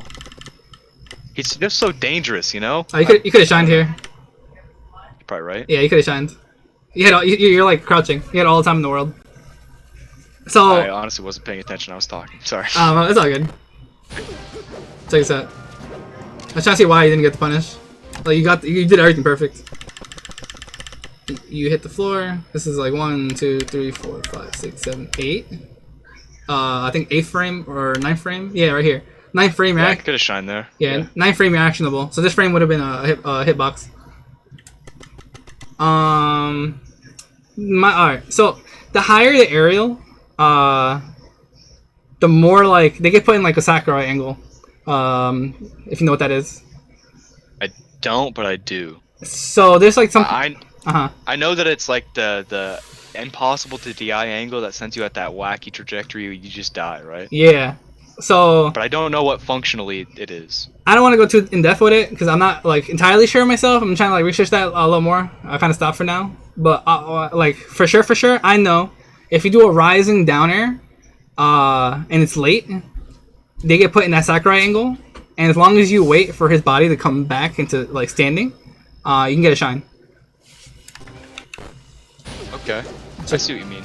Because Marth gets like put back. He gets like he does like a Neo like back thing. Yeah, like when it's like Fox does it too almost, right? Or am I wrong? I think Fox does it too. Like when you hit him and he jolts back or something, and then he comes back and you can shine him. Yeah, he does. A lot of the times with Fox, you miss the shine because of that. Yeah, exactly. Yeah, Marth didn't go do that animation here. You could have got the shine, but like it's something to notice too. Okay. What'd you do when he rolled? Nothing. Let's see. I dash through. I agree with this. Trying to keep pressure. I don't know. I agree with this. He got out. He did get out. You could have like chased him, but you went for. Did he like C-stick buffer roll or? Let me see. Probably not. I don't think so.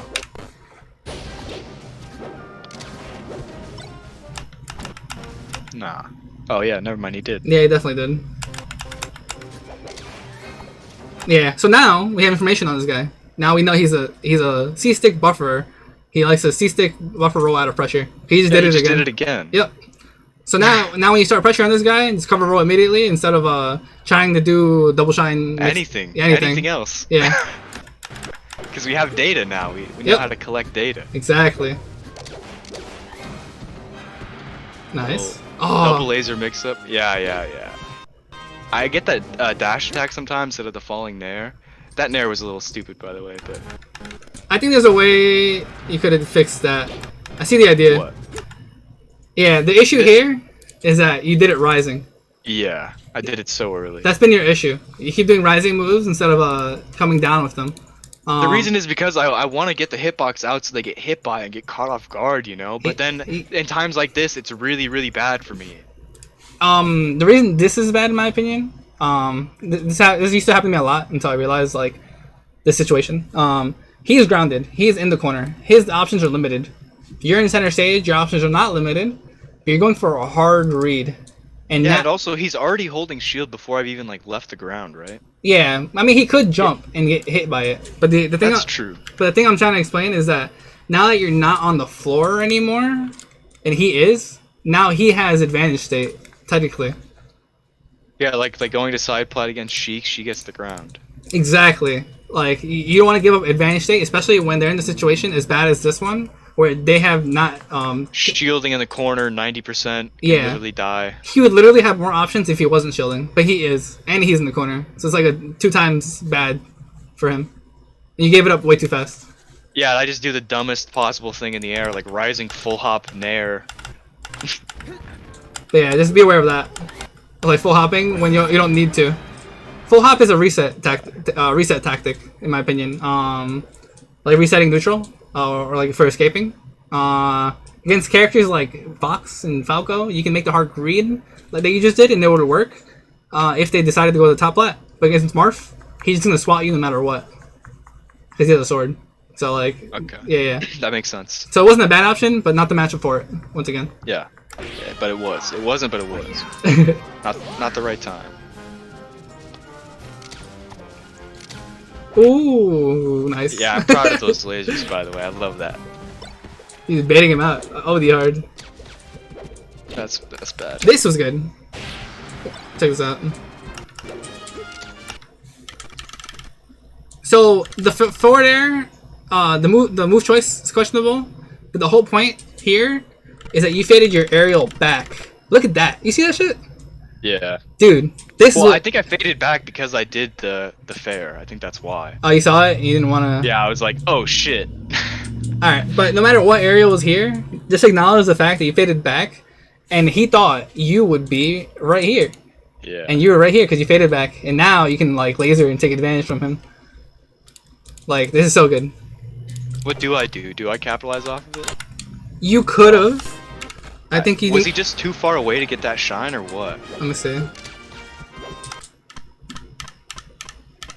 It just, I don't know, dude. Up tilt's so good. What do I even say? So I think you went for an aerial, and you should have waited that forward shine. It would have been like a pretty tight situation. Isn't that what I did, or is that not what I did? Nah, I saw you go to jump squat. Oh shit. I thought I was trying to wave dash shine him. The aerial is pretty dumb there, right? So you dash, and then you go through jump squat. See that? Yeah, you're right. I just jumped. So in all that time, Maybe I was doing a jump shine? I don't know. Maybe. I don't know. I can't see it. But in all that time that you did like jump squat aerial, you could have potentially wave dash forward shine.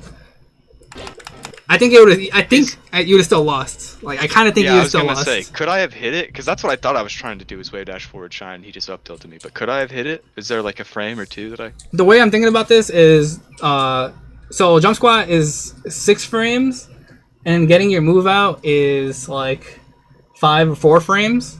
And then wave dash forward is 10 frames. So you're fighting a 1 frame difference, 10 versus like 11.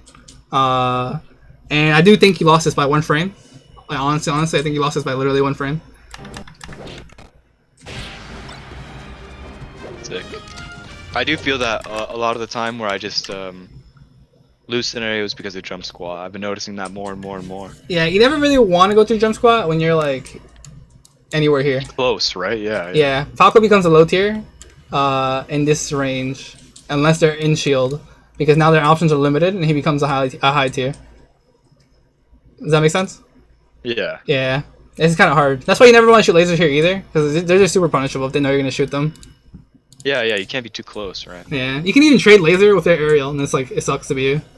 Yeah, no, it's not good. Like I remember I asked Bobby about that the other day, trading with Fox. Like Fox just trades and wins. Yeah. All the time. Fucking up smash. Yeah, he's being a degen. This is a massive flub right here. He is being a degen, but I also miss my shit. Like if you go back a little bit more, Okay. there was a shine that I just missed, and I just wave planted instead. You get up tilted here. Right, it's like right here. Like that should be a shine, right? I guess a jab. He jabbed. But there is a spot where I shine and I miss it. This should have definitely been a shine or a shield.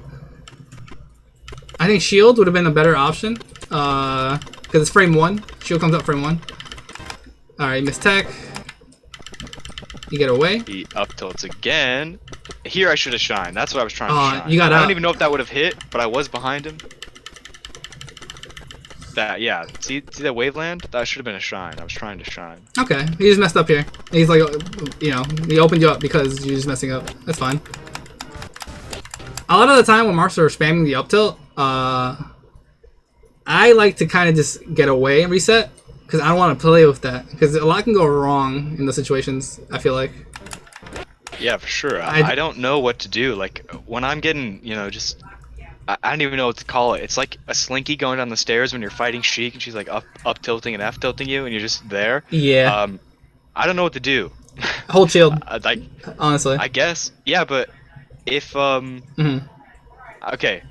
holding shield is scary because I don't want to get grabbed.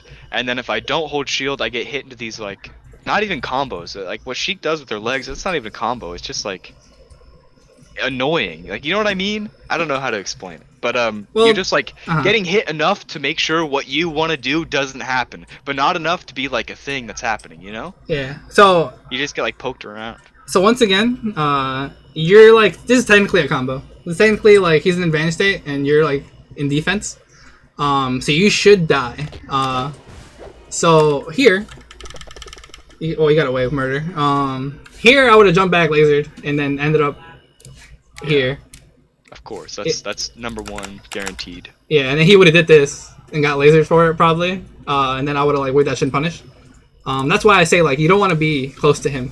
If Falco becomes a low tier, but once again, if you shield and he did this, he also would have got shined out a shield. Yeah. Yeah, I just look at this as like he showed me a thing, so I'm assuming he's gonna keep doing the thing. If he did the thing, data, right? Yeah, if he did the thing and I shielded, and that's what he wanted, and then he went for a grab. Even the grab that's coming, it's like telegraphed, I would say. Like, anytime you're in shield and someone tries to grab you, the only way that grab is not, like, telegraphed is if they cross you up and grab you. Yeah, I mean, you do just gotta watch them run at you on the ground. Yeah, that's what I'm saying. Even when he's in front of you, like, you can kind of look at him, and, like, you can kind of see that he might go for it. Yeah, that twinkle in his eye. Yeah, you know exactly what I'm talking about. Marth players only want one thing, man. Yeah. So that's when, even then, I would spot dodge or buffer or roll, and that beats the grab, and then you spot dodge shine it. So that's why I don't think the shield is too bad. It forces him to do one thing, and you know, and then you look for that one thing. Yeah, no, that helped a lot because now I understand like shield. That was an interesting situation. I tried to do a double bear and he just grabbed me immediately. This, be careful. You should have died. Yeah, that was dumb as fuck. I just, yeah, that was just dumb. You won the frames, but yeah, that was like 2-3 frames maybe. Oh, that was a pretty good nair. I would have faired here. Fair's a better idea for sure. The nair is not bad. Why didn't the nair work actually? It just hits him. Ah. I guess it doesn't hit him, but nah. So if he missed text, it would have sent right.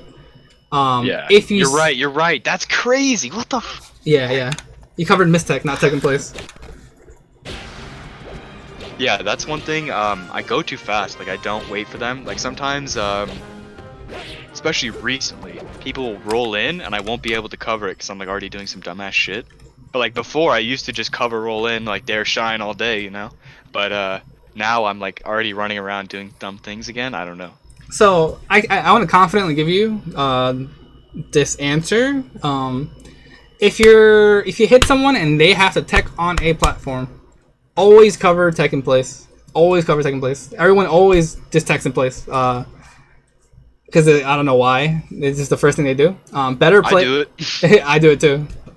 My thing is I want to tech in place and then buffer shield. So if you hit me again, I get a shield drop punish. Yep. Better players will tech away. But even then, now they're in the corner, and like that's still fine because now you have laser. You're in there in the corner. You play those games. But always cover second place. Just try to like stay as close to them as possible and cover that. Okay. Here, it's fine. You covered mistech or you got there a little too early. Like you said, you're going too fast. Did I get there too early or too late? Because if I was there a little bit too early, a little bit more earlier. Well, look, you've been there for years, and he's finally getting up now. And that's why he hits reverse. Put it. Yeah. Yeah, no, that reversal thing blew my mind right there. I didn't even. Yeah, the only reason that happens is because you got there early. If you forwarded, it would have stayed out long enough to cover mistech and tech in place. I want to say. I think it also would have hit him, like in the beginning, earlier. Yeah, and it would have sent him up, which would have been amazing. Off stage, at least. Yeah, that's the goal of that. If they hold in against that forward air, you get a free down air. If they hold away, you get an edge guard. They kind of like they have to fast fall. It becomes the whole situation we talked about on the left side. They have to fast fall, sweet spot, or double jump, grab ledge, or side B. You know, all those mix-ups come into play again. Edge guard mix-up. Yeah. Exactly. Oh, I should have forward smashed this. 10 out of 10. Yeah, you're right. But I'm trying to do things, and you know how it goes. Yeah. Fun fact. Also, This is the triple refresh, by the way. I was talking about. Go ahead. Sorry. Let's go. Perfect. Literally perfect. I want to rewatch that. Now I'll tell you what I was gonna say. Alright, he did side B like here, which is like fucking hella far. And he already wasted it over here. He has to jump now, no matter what.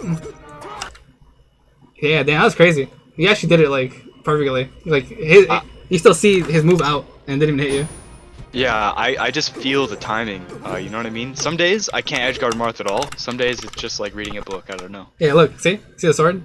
Yeah, it's in my head right now. Yeah, there's no hitbox because Marth sucks. Let's go. Oh, you saying Marth sucks upset me. Sorry, go ahead. You gotta think that Dude, way. my friend that picked up Marth, he was like, yeah, Falco's an easy character. Oof.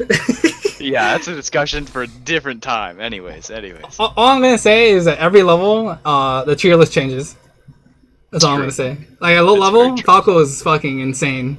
I believe it, yeah. Meaty ass hitboxes, fucking. It's just free. Frame one shine, like what? Laser? It's insane. What was I gonna say? I wanted to say something. It was right before refreshing.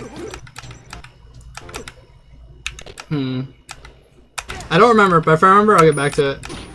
Okay. I'm more happy that you got this. You got the edge guard.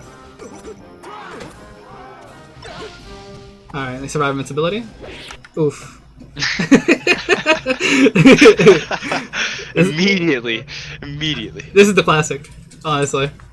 Something that helps on every stage. You should look up the ports and the spawn spots, because that way you know he's port 1. And you're on FOD, and you won't be surprised that he's in the spawn here. Is that a thing in this version of the game, or do we not always spawn in neutral? We don't always spawn in neutral. Okay. Certain ports spawn in certain spots. The fact that we're never port 3 and 4 anymore. Unless somebody like goes out of the way to do that. Yeah. So like it's super consistent. So at the moment on ranked, you should focus on port 1 and 2. But if you ever go to a local, 3 and 4 are going to be a thing as well. Yeah, ports are something I've never even paid attention to a little bit. Yeah, you also should look up port priority, because that's definitely a thing. Like if if you're port 1 and there's 2 Marths on the screen and they both grab ledge at the same time, port 1 will win and grab ledge first. So that's the thing. It just hurts my head. I don't even. Ports are a whole different thing. You can literally just look up the rules and how they work and then like call it a day. I know that there's I think we talked about it last time, down throw shenanigans on Fox, like ports matter for Fox but not for Falco. Yeah, so the I forgot exactly how it works, but I believe that the higher port, if you grab and throw them, the enemy is in less lag versus your port 4 and you throw them, the enemy is in more lag. It just doesn't make any sense. I don't get it. It's either that or port 1, port 4. The throw. You're actionable faster, versus them. But regardless, like you have enough time. Like, what does that even mean? How does it function? You know? It's just a melee. This is mechanic in the game. We have to like memorize. Yeah. Okay. There are times where I forward throw somebody, and I'm still in the moves forward throw lag, and they're actionable because of the port. And I get hit for forward throwing them. I don't even have enough time to shield. And there's other times where I have the right port, and then I forward throw them, and then I get I get to react to whatever they do off my forward throw, and then I get to mix up. So that matters. Sheesh. Yeah. More unranked, I'm like less likely to forward throw, because of that reason. It's just rough.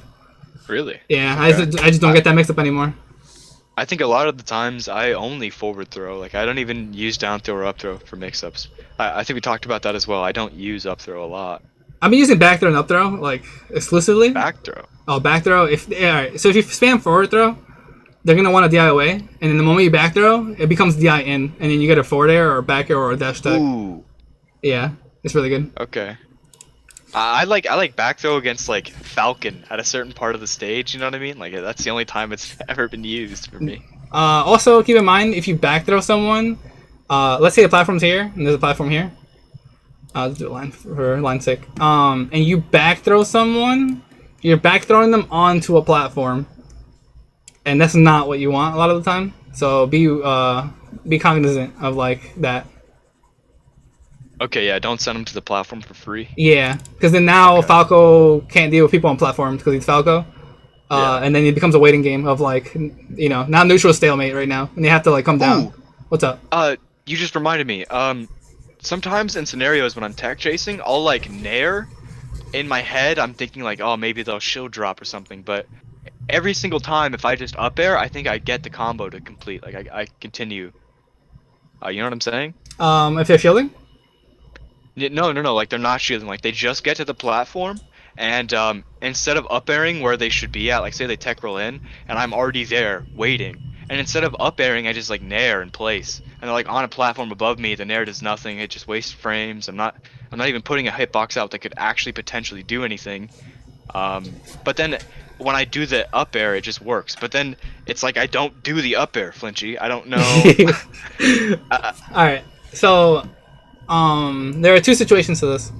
So either you send someone to a platform and you're positioned already, and then you react to left, in place, right, and then all three of these have a mistech option, which you can't see, but like, oh, there you go, that's fine. Each one of these have a mistech option in all three of them. Since you're already here, you can react, and then like you can pick one. And then up air. Just do it. Yeah, you can up air, forward air, or back air, or jump shine into whichever one you want.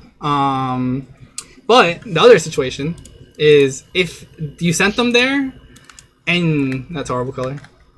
You sent them there, and you're like over here, and you have to get there, and like now you have to decide: do I want to hard cover right? Do I want to hard cover in place in middle, Yeah. or hard cover? The situation immediately becomes way more difficult. Yeah, because now it becomes more of a read or a decision. It's not a reaction. That's it. It's literally not a reaction. You have to decide ahead of time. Okay, so I think I'm in the second scenario, and instead of like when I'm getting over there, if I like say I'm where the Marth is right now, and you are maybe a little bit more to the right as Falco, and you do an up air and you cover that tech in place or that the left dot, that's what I'm trying to do. And sometimes I do it, but a lot of the time, and even sometimes in the first scenario, like where you are just waiting, I'll just fucking nair. So it's like you just naring when you want to up air. Yeah, like when I Alright. should just do anything else, or like I could even, shine. But shining is bad and dangerous, and like we talked about that, so I'm trying to stay away. Yeah, I mean, if you're tech chasing someone on the platform with shine, it's not that bad. But I think the problem here is that you're having a hard time kicking a habit. You like to do the nair because in your head it keeps you safe and hits them away. Probably. That's my guess. But Most likely, I don't know. I couldn't tell you. I mean, the point is that there's a habit that needs to be removed, and the best way to break a habit is to sadly be brain dead about a movie you want to use instead of in the same situation. So like Replace it with another habit, right? exactly. So Okay. instead of looking at where he is or like whatever the fuck like on the platform, there's literally up air, just up air. Okay. There's literally That sounds easy to me. yeah, just up air. Best advice you've ever given me. Just fuck it, do Just it. up there? Yeah, just do it. Fuck it. He's up there. You don't know where he is, but you know he's up there. So just do it. No, yeah, but that is the thing. Like, you go in and try to spam the thing to figure out where it's good and where you can utilize it, right? Yeah, but you spamming it is making it a habit. And That's then, true, yeah. and then eventually, like your spam becomes subconscious, and then during that subconscious, your conscious can focus on where they actually are. Subconsciously, you know the move. Consciously, you're looking at where they are. I think that's a good way to put it. Yeah, no, that's 100% what it is. So yeah, so spam for now. Don't be tight. If you miss, the whole point is to build the muscle memory of like in that situation. That's a good move. That's another thing. I've been trying to not get tilted so much, like, or not even just like at all, you know? Like it doesn't matter ultimately. I mean, I always tell people, you know, we're human beings. Like we're gonna feel things. We're gonna feel some type of way. Optimally, like when you get tight or something doesn't go your way, it's good to throw that feeling away and just try to be very understanding of like why these things happened. But like I will always go back to saying we're human beings. It's okay. Feel the things, just to get back up and keep trying. That's it. Yeah. That's like I fall into that category. I can't think about it logically, where it's like, well, you know, he's playing the game, he's doing good. It's just like, no, you just can't think about it. Just it is what it is. It didn't happen. That used to be like the big one, it didn't happen. I mean, You just keep going. I wouldn't say it didn't happen. I would just say it's okay. Because Okay. if you say it didn't happen, that means you're not going to remember what just happened, and that same situation might occur again, where you should have remembered what happened. But as long as you're okay with what happened, I think you'll see what happened more clear, and be able to not let the situation happen. Okay, I get what you're saying, but I feel like a lot of the times where I say, that, it's like, I just got counter-fared or something, But yeah, I get what you mean. Okay, that's just my thought about it. I saw a saying on I forgot how it went exactly, but they were like, yeah, boiling water is a lot like people. When we're angry, we're angry, we're boiling with anger. Be bubbling. Exactly. So you can't see the water, or you see the bubbles, opposed to the water being just calm and whatever. So you can see through the water now. It's clear. Everything's clear now. It's the same thing with people. Like you just gotta chill and not tunnel vision. 100%. Yeah. Also, another thing that you talked about earlier was keeping on your opponent's tempo. Like, you just reminded me of this as well. I feel like sometimes, man, what was it? I don't know how to put it to words. I feel like sometimes I'm just not there. Like I'm not playing the game, or playing my opponent, or you know what I mean? Like I'm not even playing melee almost. Like sometimes I'm just doing things, just pressing buttons in dumb places for no reason. Like right here, I'm coherently taking like knowledge of where my enemy is, what he's trying to do, and like what I want to do, right? Yeah. But a lot of the time I'm not doing that, which is why it was so hard finding like footage. Well, Melee is a really fast-paced game. Like, it's fast-paced, so the decisions in it have to be very fast. And even in the game itself, there are things that are reactable versus unreactable, and those ranges constantly change really fast. Like the keyword here is everything's fast. So your goal is to play every match and come out of that match with at least one piece of like, oh, I did this thing once. Maybe I didn't do it the other 3 times, but I did it once, and that's a start. And then eventually that builds up until I did it twice. I did it 3 times. I do it every time now. And you move on. You use that mentality to every aspect of the game until you're consistent. Now you're competent. Okay. But I like when you're first learning and like doing all the things and like trying to get these ideas across or even notice shit in the game, and label everything. It's just a lot and it's really fast. It is. So like that's why I love Melee, because it's not like fucking Tekken. I don't know if you've seen Tekken starting screens when you pick your character and press start. Yeah. It's like waiting for the next battle, and then like you wait like a hot minute, and then you go into the game. No, Melee is press start immediate in game. You get to replay over and over and over and bump your head against the problem you're facing, and you get a lot of growth really quickly. Even on CRT, you can salty run back. You just literally hold A B and the game starts again. It's like amazing. I get so many reps, repetition. You know. Yeah. It's like hitting the gym. You're hitting those reps. You're trying to hit the thing, perfect form and all. Yeah, it's like having a machine or using some weights that aren't heavy enough for you to work out with. Exactly. It's super. Also, what do you call that shit? The training mode that came out. Mm-hmm. It's super broken. You can literally set up a situation and replay the situation and keep practicing against it every time. Yeah, didn't we do a couple of those like save state things or whatever? Yeah, I put a whole bunch in the Discord. It's just like here. The only reason it's not popping off at the moment is because they're not backwards compatible with other versions of the ISO or the game. So people don't want to like put a whole bunch of work into them. Then a new version comes out, and then like all those old versions with the shit. Yeah, I think you told me about that. Yeah, so people are like weary about it. Yeah, so why would you want to put all this work into something that's gonna go away? You're right. Yeah. Literally. There's that there again. The there wasn't bad. You got out of the corner with that there. Yeah, like sometimes it is good. Like sometimes I like it. But well, this there is perfect. It's like they can't really do anything if you start it from like here. But like you said, like when I use it in those other spots, it's just bad. The first one was good. The second one wasn't good, in my opinion. Just because like I don't remember what happened exactly, but I think he just the situation didn't like repeat itself. Like he was wary of that there, so the fact that he was like cognizant of it didn't let him be put in the situation you wanted. He was able to anticipate it. He knew it was coming. Yeah, like here. So I was just doing it. Yeah, like here you did it perfectly. This is like picture perfect situation. Now. I think I even run away and laser him picture perfect. No, he just dipped. He probably didn't want to get forward smashed, but he was in the shield. I didn't. Yeah, he was in the shield. You could have did the laser. That would have been optimal, in my opinion. That way you cover this space aggressively, and he's stuck there. Yeah, and you maintain center stage at the same time. Yeah, all really good factors. That's the main thing I think I'm caring about right now is position. Like I'm just like, okay, get out of the corner. We have all of this stage to work with. That dumbass is over there. We're good for a second. Yeah. It doesn't really matter if you have a hard read or know what your opponent wants to do if you're not positioned for the things. Like position comes first, and then you're able to execute your ideas. Yeah, that's what None always says. Get into position. Yeah, but getting in position is so strong. See, look, you called it 100%. I did do the laser, but it was just way too long. He just made a decision. Look, I dash back, cover center stage, like you literally said, and then. See, this wasn't bad. The laser was just too high. The laser was high and he crouched, but. Yeah. It wasn't bad. That is a really high laser in general. I don't know why I did that. So alright, first thing, you should have shot the laser way ahead of time, like we said. Yeah. Like I should have dashed back laser when I was at the center, right?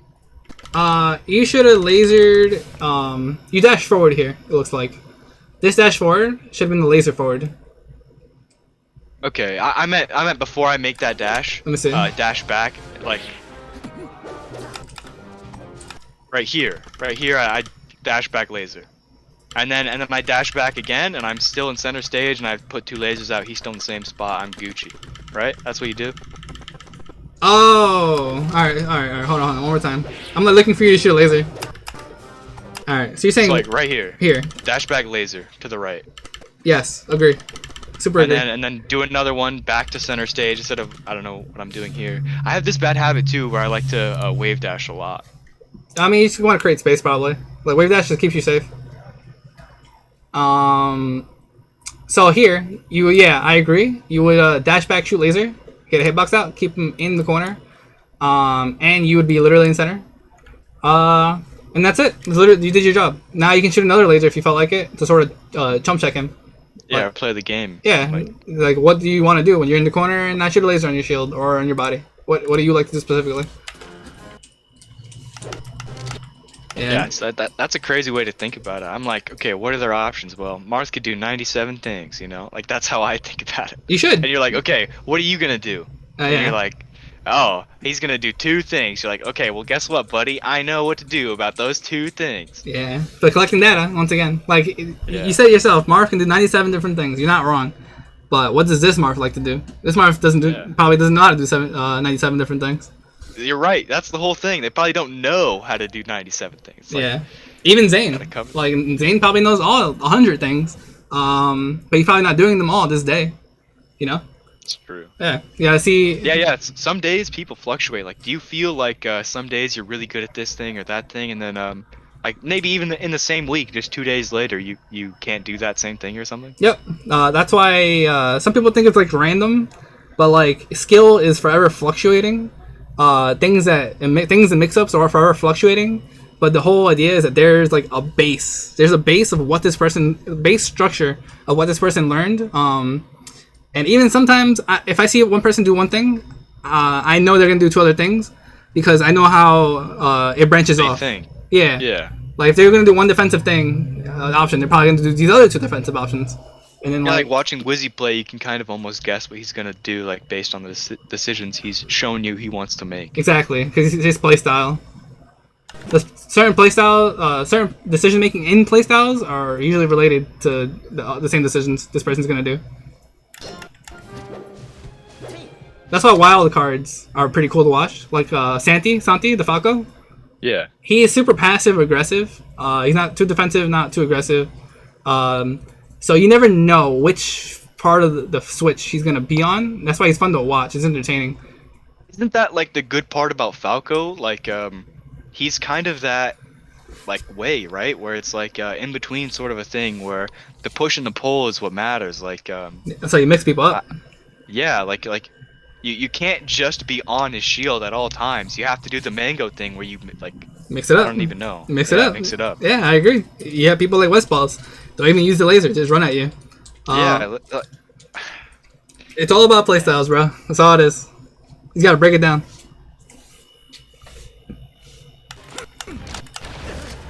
That's why I love Melee, dude. It's sick. People express. You can express so much. Yeah, you're right.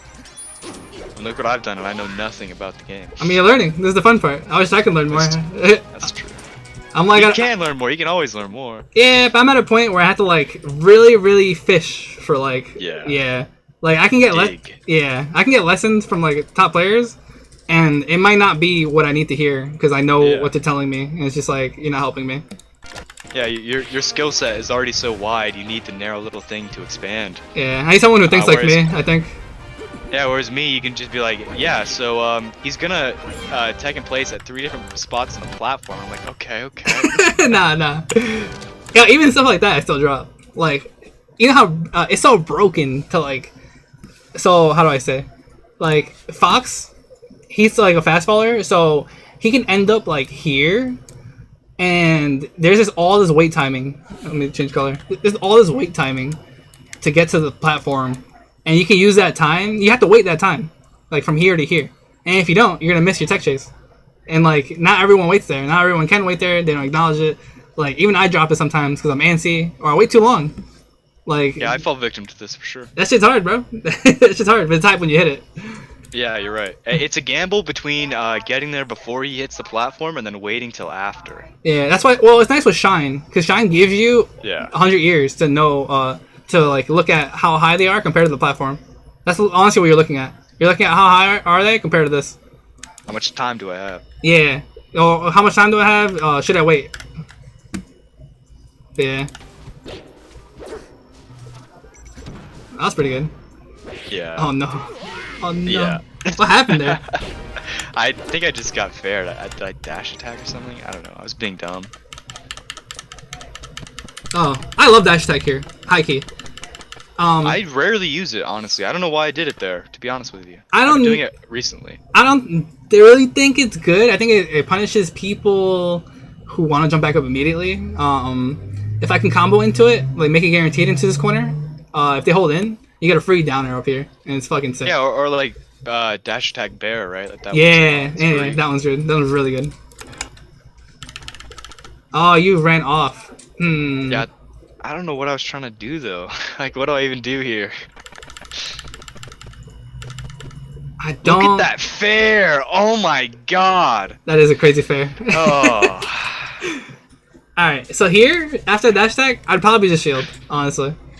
Yeah, or like, you know, stay on stage, do anything, roll back. Well, not even. So many options. I think you can grab. I could have grabbed ledge. Yeah. You had options. So much. This situation that just happened, I know you see it and you're like, yeah, I shouldn't have. But also, like, if you get Falcon off stage, he'll up air you here. If you get Sheik off stage, she'll fair you here. This happens in a lot of matchups. So generally, you can bait this. You can bait this out to see if there's that kind of player that will throw it out. And then you can like aim to punish this. Do you punish with just like re-grabbing ledge or what? I guess it depends, right? So if you're fast enough to grab ledge from them, and they throw this out trying to hit you. You can do the rising backer we talked about. Okay. That's what punishes this. It's kind of far out, but you still do have enough time and space. You'd be here and you, is there any scenario where they can use that fair and still like have mix-ups at the bottom? Because I feel like that would be very scary. Alright, so if that, the first thought that came to my head when you said that is, how do I say? You grab ledge, they fair, they go all the way down and do whatever mix-ups they have, which would be side B. Refresh? Yeah, and then you refresh. Okay. But let's say you played it safe. Let's say you're here, he swung, you didn't get hit, and then he went low. I would do the Falco backflip. You know when you like press back, you do like a back jump. Yeah, back jump. Yeah. Yeah, he does like a little backflip animation. Have you seen that or not? Yeah, no. Yeah, I know what you're talking about. Cool. To the ledge. Yeah. I would do that to the ledge because that backflip keeps his body. Since ECB, right? Yeah, it keeps his body horizontal. Okay. And that's like insane. Looks really good. So once again, horizontal, you're up here. You have no hurt box here. Marth up B hits here. You're gonna grab ledge from him. Yeah, that is slick. Yeah, it's very nice. Good. It's nice. Very good. Even if he up B's early and you do that, it'll hit you here. And you just bounce back on stage. Yep, right? and it's fine. Yeah. Okay. Yeah, I love just stage. Alright. Anything else? Or anything you want to talk about? It's fucking 4:30. No. Unless you want to watch a second game, but we just spent way too long. So no, I was super chilling, but I'm done for now. Yeah, no, that was a good session for sure. I definitely learned a lot. Let's go. But like, is there anything else you have like written down that you want to like ask before you dip or now? I don't think so. I have things that I like feel, but I don't like know how to put words to it. If that makes sense. Just like smaller things for now. I'm sure they'll grow when I have more time to like look at it, pay attention. All right. But for now, yeah, I think that's it. I think we covered pretty much everything I wanted to talk about. All right, hype that. I'll upload this and just send it to you, and then whatever questions you feel, hopefully write them down for next time.